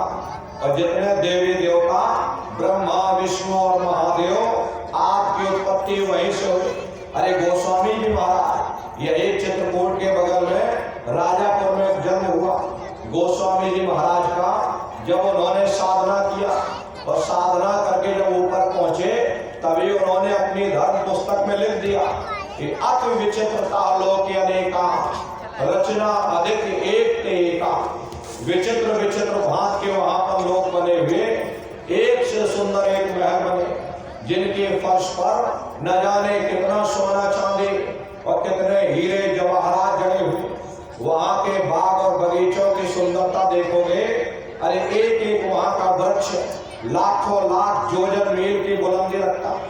एक पेड़ को देखोगे लाखों वर्ष लग जाएंगे, लेकिन एक पेड़ की लंबाई पूरी नहीं देख पाओगे। इतनी विशाल वहां की रचना है, जब साधक वहां खड़े होकर के देखता ही रह जाता, ये क्या ईश्वर की लीला है, कैसे उसकी कारीगरी, अनंत उसकी सत्ता, अनंत ही उसका प्रकाश। हरे नर नारियों, उसी आनंद को पाकर के बड़े बड़े राजे महाराजाओं ने अपने राजकाज पर ठोकरें मार दी और जंगलों में जाकर के नंगे हो करके नाचने लगे। कितना आनंद, कितनी खुशी उन साधकों को चढ़ती होगी, ये वही जान सकता, कोई दूसरा इस चीज को नहीं समझ सकता। तो गुरु की दया कृपा से ये जीवात्मा यहाँ पहुंचे। यहाँ के धनी का दर्शन करने के बाद फिर दूसरे मंडल के शब्द को पकड़कर जीवात्मा दूसरे मंडल की चढ़ाई करते हैं। श्याम तज श्वेत को गहना, सुरत को तान धन सुनना, और बंक के द्वार भस्म रखो और त्रिकुटी जाय कर लेना। इसी के ऊपर दूसरा देश आता है जिसे महात्माओं ने त्रिकुटी देश कहा। वहां के जो मालिक है वो ब्रह्म है। वहीं से मन और माया की उत्पत्ति हुई। वहीं से 3 गुण, रजोगुण, तमोगुण, सतोगुण, तीनों गुणों की उत्पत्ति वहीं से हुई। ये जो आपके वेद है, अरे वेदों को सारी दुनिया पढ़ती है, वेदों की भी उत्पत्ति उसी स्थान से हुई है। अरे महात्मा कहते हैं कि त्रिकुटी महल में विद्या सारा, घर हर गरजे बजे नगारा, और लाल वरण सूरज उजियारा। वहां पर 2 धुनें, बादलों की गर्जन और मृदंग की आवाज उस लोक में बराबर गूंजती रहती है, और ओम का जाप बराबर वहां होता रहता। और ब्रह्म का जो स्वरूप है लाल वरण सूरज उजियारा, ब्रह्म का जो स्वरूप है वो सुबह के लाल सूर्य के समान है। अरे ये सूरज कुछ नहीं, ऐसे लाखों लाख सूर्य इकट्ठे करोगे वहां का एक सूर्य बनेगा। ब्रह्म का जो स्वरूप है वो सुबह के लाल सूर्य के समान, इसीलिए वहां का पूरा ब्रह्मांड लाल है। जहां तक आपकी निगाह जाएगी ब्रह्म देश में चारों तरफ आपको लाल ही लाल नजर आएगा। अरे मीराबाई जब साधना करके वहां पहुंची, तभी मीराबाई ने लिख दिया, लाली मेरे लाल की जित देखो त लाल, और लाली देखन में गई और मैं भी हो गई लाल। वो पूरा ब्रह्मांड ही लाल है। जितने साधक वहां पहुंच जाते हैं उन सभी को योगेश्वर कहा जाता है। जैसे व्यास जी हुए, वशिष्ठ जी हुए, वाल्मीकि जी हुए, इन सब की पहुंच वहीं तक थी। इसीलिए कहा गया कि वाल्मीकि भय ब्रह्म समाना। जब इनकी जीवात्मा वहां पहुंची और जब इन्होंने ब्रह्म का दर्शन किया तो इनका स्वरूप भी ब्रह्म के समान यानी कि ब्रह्म स्वरूप हो गया। तो जितने साधक वहां पहुंच जाते उन सभी को योगेश्वर कहा जाता। योगेश्वर भगवान श्री कृष्ण उसी देश में वास करते हैं। ये जो ब्रह्म देश है वो श्री कृष्ण भगवान का ही देश है और श्री कृष्ण भगवान वहीं पर रहते हैं। अरे बाहर की जन्माष्टमी नहीं है जो तुम लोग मनाते हो। महात्माओं ने कहा था भाई सही मायने में तुम जन्माष्टमी कब मनाओगे? जब तुम्हारी ये जीवात्मा 5 तत्व जल पृथ्वी अग्नि वायु आकाश और 3 गुण रजोगुण तमोगुण सतोगुण 5 तत्व 3 गुणों से परे होकर के ब्रह्म देश में पहुंच करके जब कृष्ण भगवान का दर्शन कर लेंगे तब सही मायने में तुम जन्म अष्टमी मनाओगे। वहां कृष्ण भगवान का दर्शन करने के बाद फिर यही जीवात्मा तीसरे मंडल के शब्द को पकड़ करके तीसरे मंडल की चढ़ाई करती है। आगे पहुंची सुन झंकार रंकार धुन सुनी पुकार, आगे श्वेत सुन है भाई और मान सरोवर बैठ रहा। इसी के ऊपर तीसरा देश आता है जिसे महात्माओं ने सुन देश कहा। उसी को रारंग देश कहा जाता, उसी को अक्षर और नेति कहा जाता। वहां के जो मालिक हैं वो रारंग पुरुष यानी कि पार ब्रह्म पुरुष है। वहां किन्नरी और सारंगी 2 ध्वनियां उस लोक में गूंजती रहती और पार ब्रह्म पुरुष का जो स्वरूप है वो पूर्णमासी के चंद्रमा के समान बड़ा ही मनमोहक स्वरूप है। इसी स्थान पर प्रेमी भाई बहनों एक बहुत बड़ा अमृत का सरोवर बना है जिसे महात्माओं ने मान सरोवर कहा। जब तुम्हारी ये जीवात्मा उस अमृत के सरोवर में स्नान करेगी तो जन्म जन्मांतरों के ये मैले पाप कर्म साफ हो जाएंगे।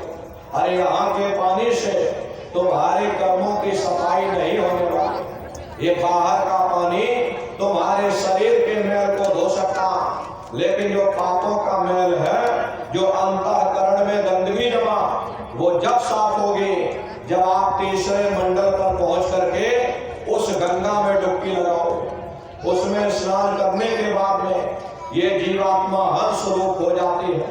हंसन मिले हंसा हो जाए मिले जो अमीन आहारा है।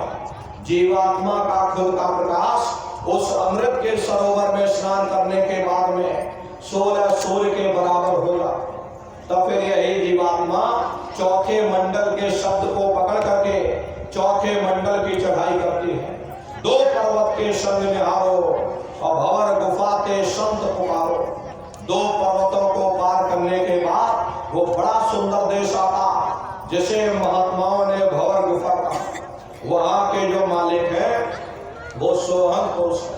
वहां बंसी यानी मुरली की मधुर ध्वनिया सदा उस लोक में उच्चारण होती रहती और सोहम पुरुष का जो स्वरूप है वो दोपहर के सूर्य के समान महाप्रकाशवान स्वरूप है। स्वरूप में अंतर है। पहले स्थान पर निरंजन भगवान का जो स्वरूप था वो ज्योतिष स्वरूप था। दूसरे स्थान पर ब्रह्म का जो स्वरूप है वो सुबह के लाल सूर्य के समान है।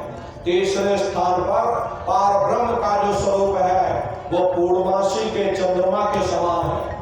और चौथे स्थान पर सोहम पुरुष का जो स्वरूप है वो दोपहर के सूर्य के समान महाप्रकाशवान स्वरूप है। वहां के धनी का दर्शन करने के बाद ताके परे धाम सतनामा और 3 बजे सतलोक ठिकाना। सोहम देश के ऊपर वो 5वां देश आता है जिसे महात्माओं ने सचखंड देश कहा। वो सचखंड देश अजर अमर अविनाशी सदा एक रस रहने वाला देश है। वहां न काल है न कर्म है, न दुख है न संताप है, न पुण्य है न पाप है। जो जीवात्माएं वहां पहुंच जाती हमेशा के लिए जन्म मरण के बंधनों से आजाद हो जाती। वहां के जो मालिक हैं वो सतपुरुष भगवान हैं जिनके रोम रोम में खरबों खरब सूरज चांद सितारे प्रकाश हो। वही हमारे आपके सच्चे मालिक हैं, वही हमारे आपके सच्चे पिता हैं। अरे हमको आपको वहीं से नीचे उतारा गया, फिर शब्द को पकड़ करके हम लोगों को अपने घर सचखंड में वापस पहुंचना है। शब्द शब्द पौड़ी पर चढ़कर और पहुंचो सचखंड सतनाम। शब्द की सीढ़ी हर मंजिल पर लगा रखी।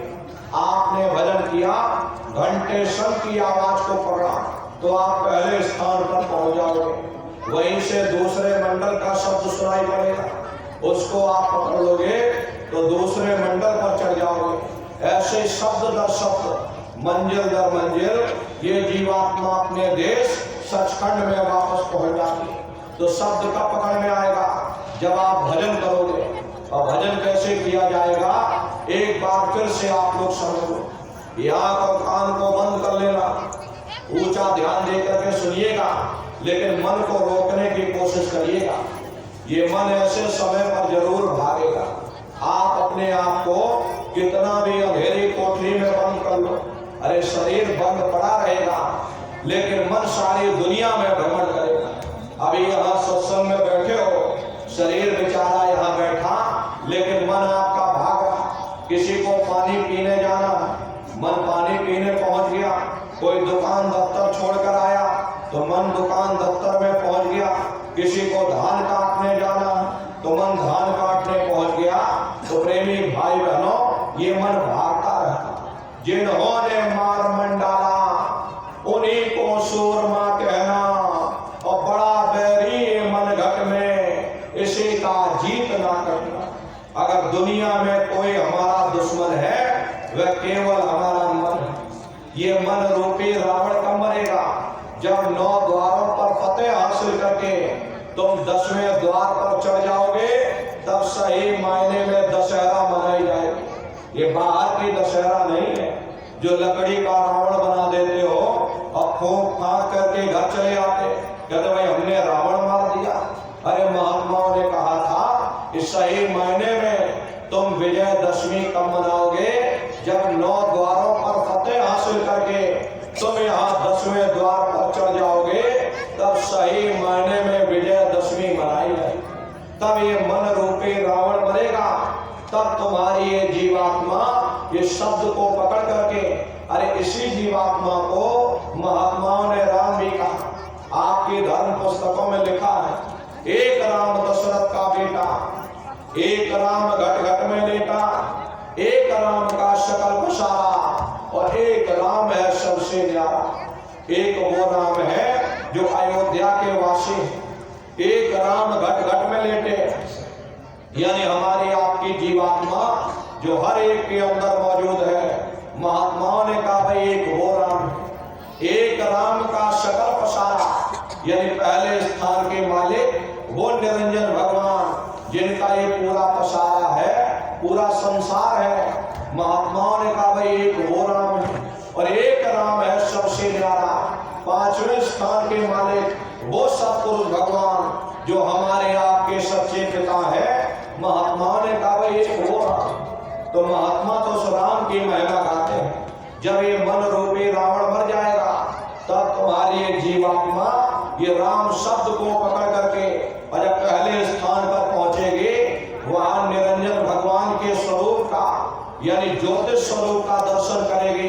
तब सही मायने में दिवाली मनाई जाएगी। ये महात्माओं का अपना एक आध्यात्मिक उद्देश्य रहा। तो आप तो सिर्फ मोटी बात समझो कि भजन कैसे करोगे।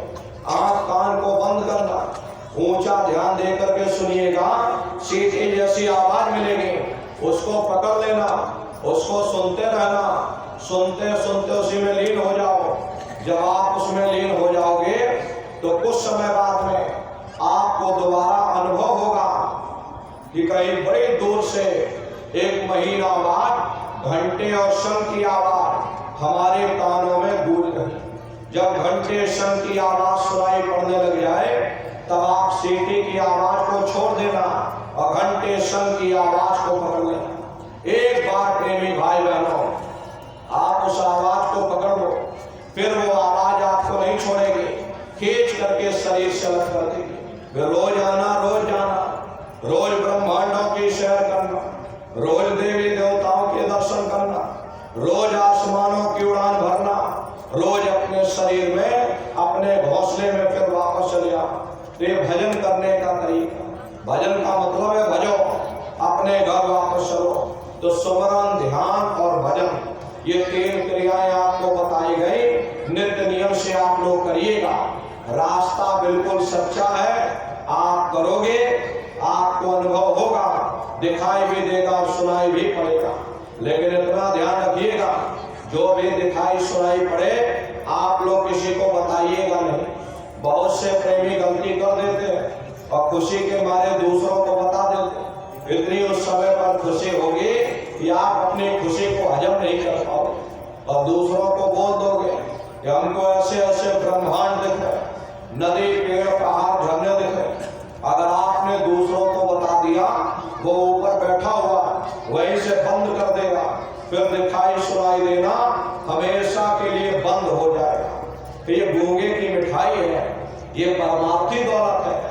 अरे आप अपनी दौलत को घर में कितना छिपा करके रखते, अलमारी में ताला लगा कर रखते, कोई बाजार में ढिंढोरा नहीं पीटता मेरे घर में इतनी दौलत रखी।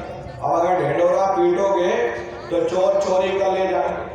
ऐसे वो परमार्थी दौलत है, जितना उसको छुपा करके रखोगे उतना रास्ता खुलता चला जाएगा। तो भजन, ध्यान, सुमरन नित्य नियम से करिएगा। नागा नहीं होना चाहिए। अरे शरीर को भोजन देते हो, सुबह दोपहर शाम रात खाते रहते, लेकिन कभी तुमने विचार नहीं किया ये जीवात्मा जो जन्म जन्मांतरों से भूखी प्यासी बैठी, कभी आपने इसको भोजन नहीं दिया। अरे इसका भोजन शब्द है, इसका भोजन नाम है। अपना ये नियम बनाइए कि पहले अपनी जीवात्मा को भोजन देंगे, फिर अपने शरीर को भोजन देंगे। अगर ये नियम बन गया तो आपका लोक भी बन जाएगा और परलोक भी बन जाएगा। घर बार छोड़ने की जरूरत नहीं है, बाल बच्चों को छोड़ने की जरूरत नहीं है, समाज छोड़ने की जरूरत नहीं है, जात बिरादरी बदलने की जरूरत नहीं है। अरे जात पात के रगड़े झगड़े ये हमारे अपने नहीं है, ये सिर्फ हमारे मन की खुराफात है। आप अपनी बुद्धि से विचार करना।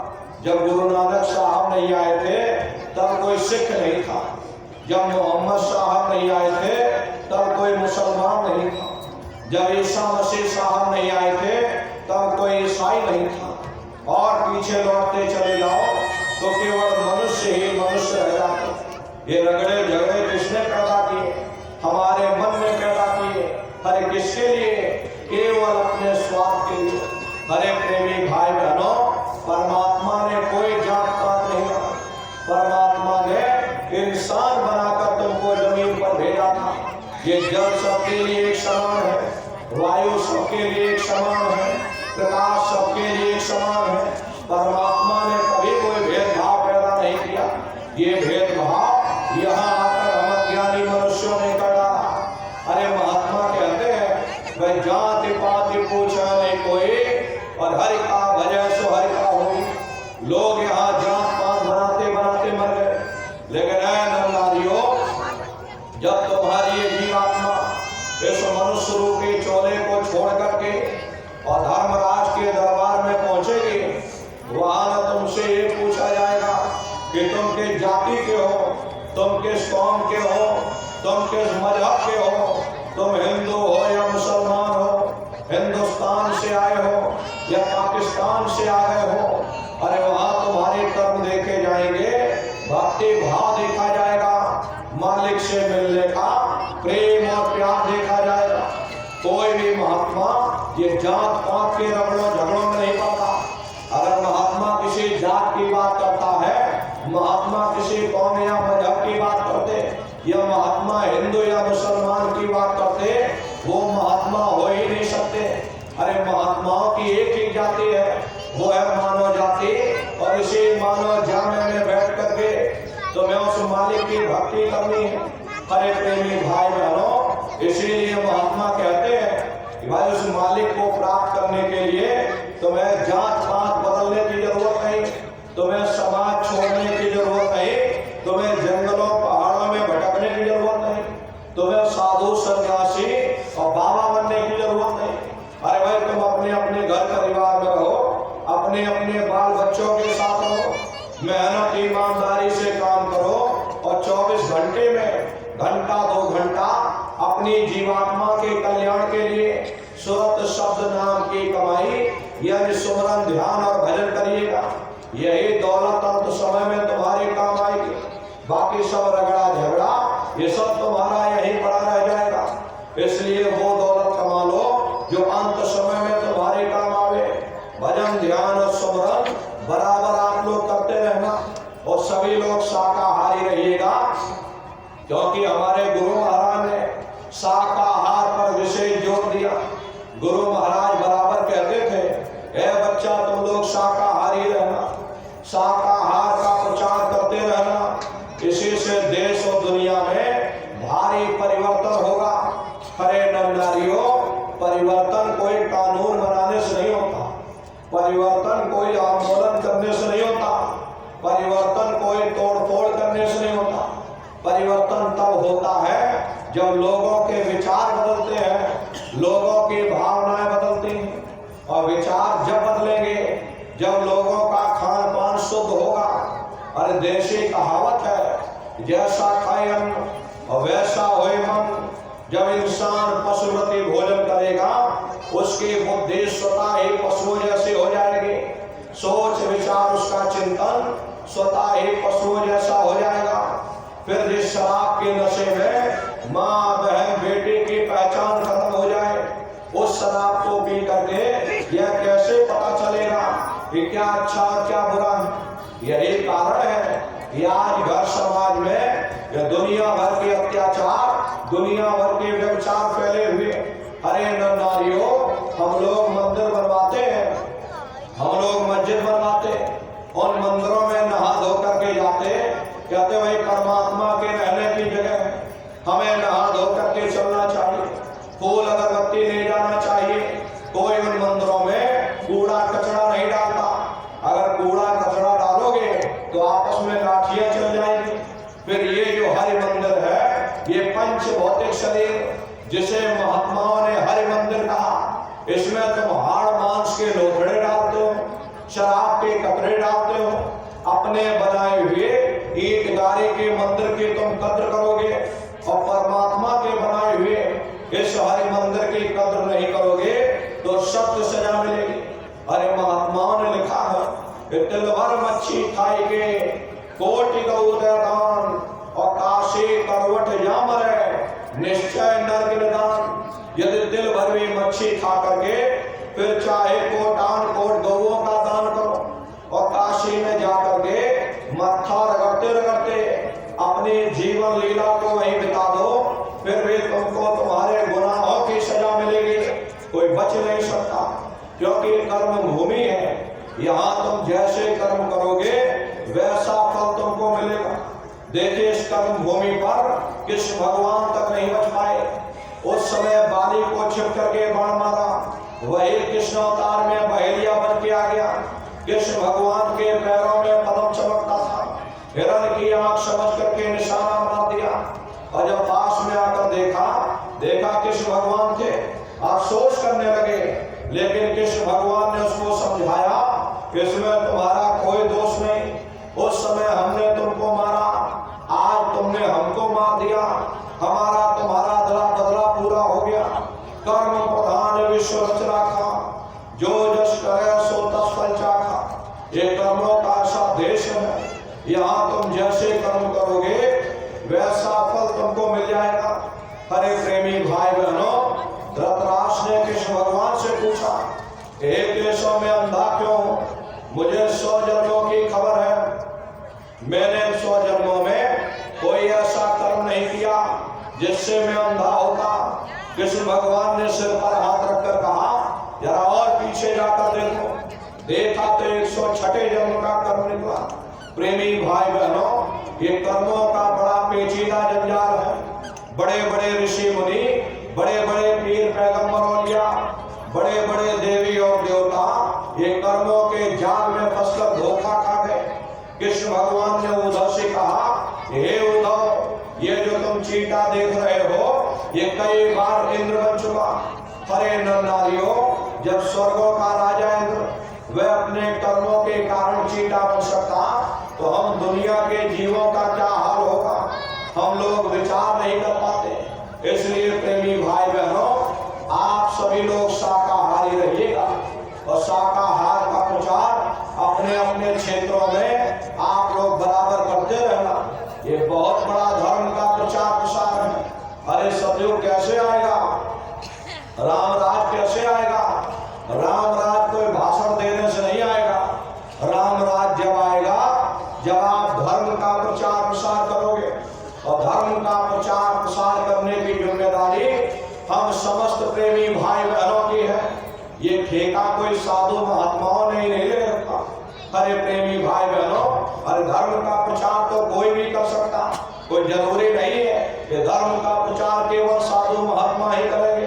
अरे आप तो सबसे बड़े साधु हो, अरे दुनिया के साधु ये आप पर निर्भर। अरे प्रेमी भाई बहनों, दाढ़ी बढ़ा लेने से कोई साधु नहीं बन जाता, टीका लगा लेने से कोई साधु नहीं बन जाता, जटाजूट रख लेने से कोई साधु नहीं बन जाता, लाल पीला कपड़ा पहन लेने से कोई साधु नहीं बन जाता। साधुओं जैसे कर्म होने चाहिए। आप तो सबसे बड़े साधु हो। अरे अपने मेहनत ईमानदारी की कमाते खाते हो, मेहनत ईमानदारी से रहते हो, भजन ध्यान स्मरण करते हो, और जो समय मिलता है उसमें धर्म का प्रचार प्रसार करते, तो आप तो सबसे बड़े साधु। ये दुनिया के साधु तो आप पर निर्भर है, दान दक्षिणा मिलते हैं, आगे बढ़ते चले जाते। आप तो सबसे बड़े साधु हो जो अपनी मेहनत और ईमानदारी से कमाते खाते, मेहनत और ईमानदारी से कमा खा करके गृहस्थ आश्रम में रह करके, और जो समय मिलता है उसमें भगवान का भजन और धर्म का प्रचार प्रसार करते, तो आप सबसे बड़े साधु हो। आपका धर्म बनता है, आपका कर्तव्य बनता है कि अपने गुरु के संदेशों को गांव गांव घर घर तक पहुंचाएं, क्योंकि हम सभी लोग अपने गुरु महाराज के जलाए हुए दीपक हैं। अगर एक एक दीपक एक एक गांव में पहुंच जाएगा, ये पूरा गांव प्रकाशवान हो जाएगा, ये पूरा समाज प्रकाशवान हो जाएगा। अरे हम लोग जानते हैं कि आगे गड्ढा है, जानते हुए भी यदि किसी मुसाफिर को नहीं बताया कि भाई ठहर जाओ, आगे गड्ढा है, वो मुसाफिर जा करके गड्ढे में गिर जाएगा, तो पाप हमको आपको भी लगेगा, क्योंकि हम लोग जानते हुए भी उसको बताए नहीं, उसको चिताए नहीं।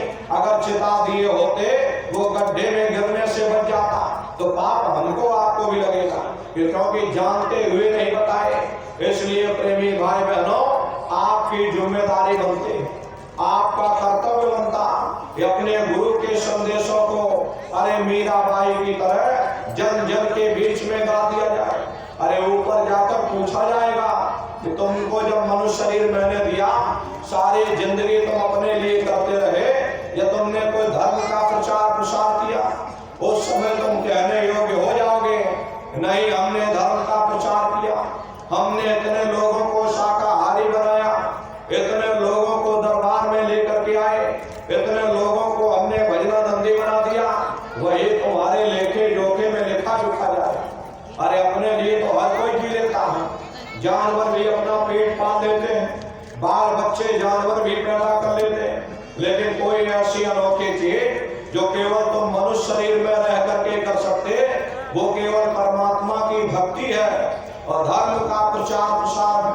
ये मानव तन से उद्देश्य के लिए दिया गया कि ताकि तुम मानव मंदिर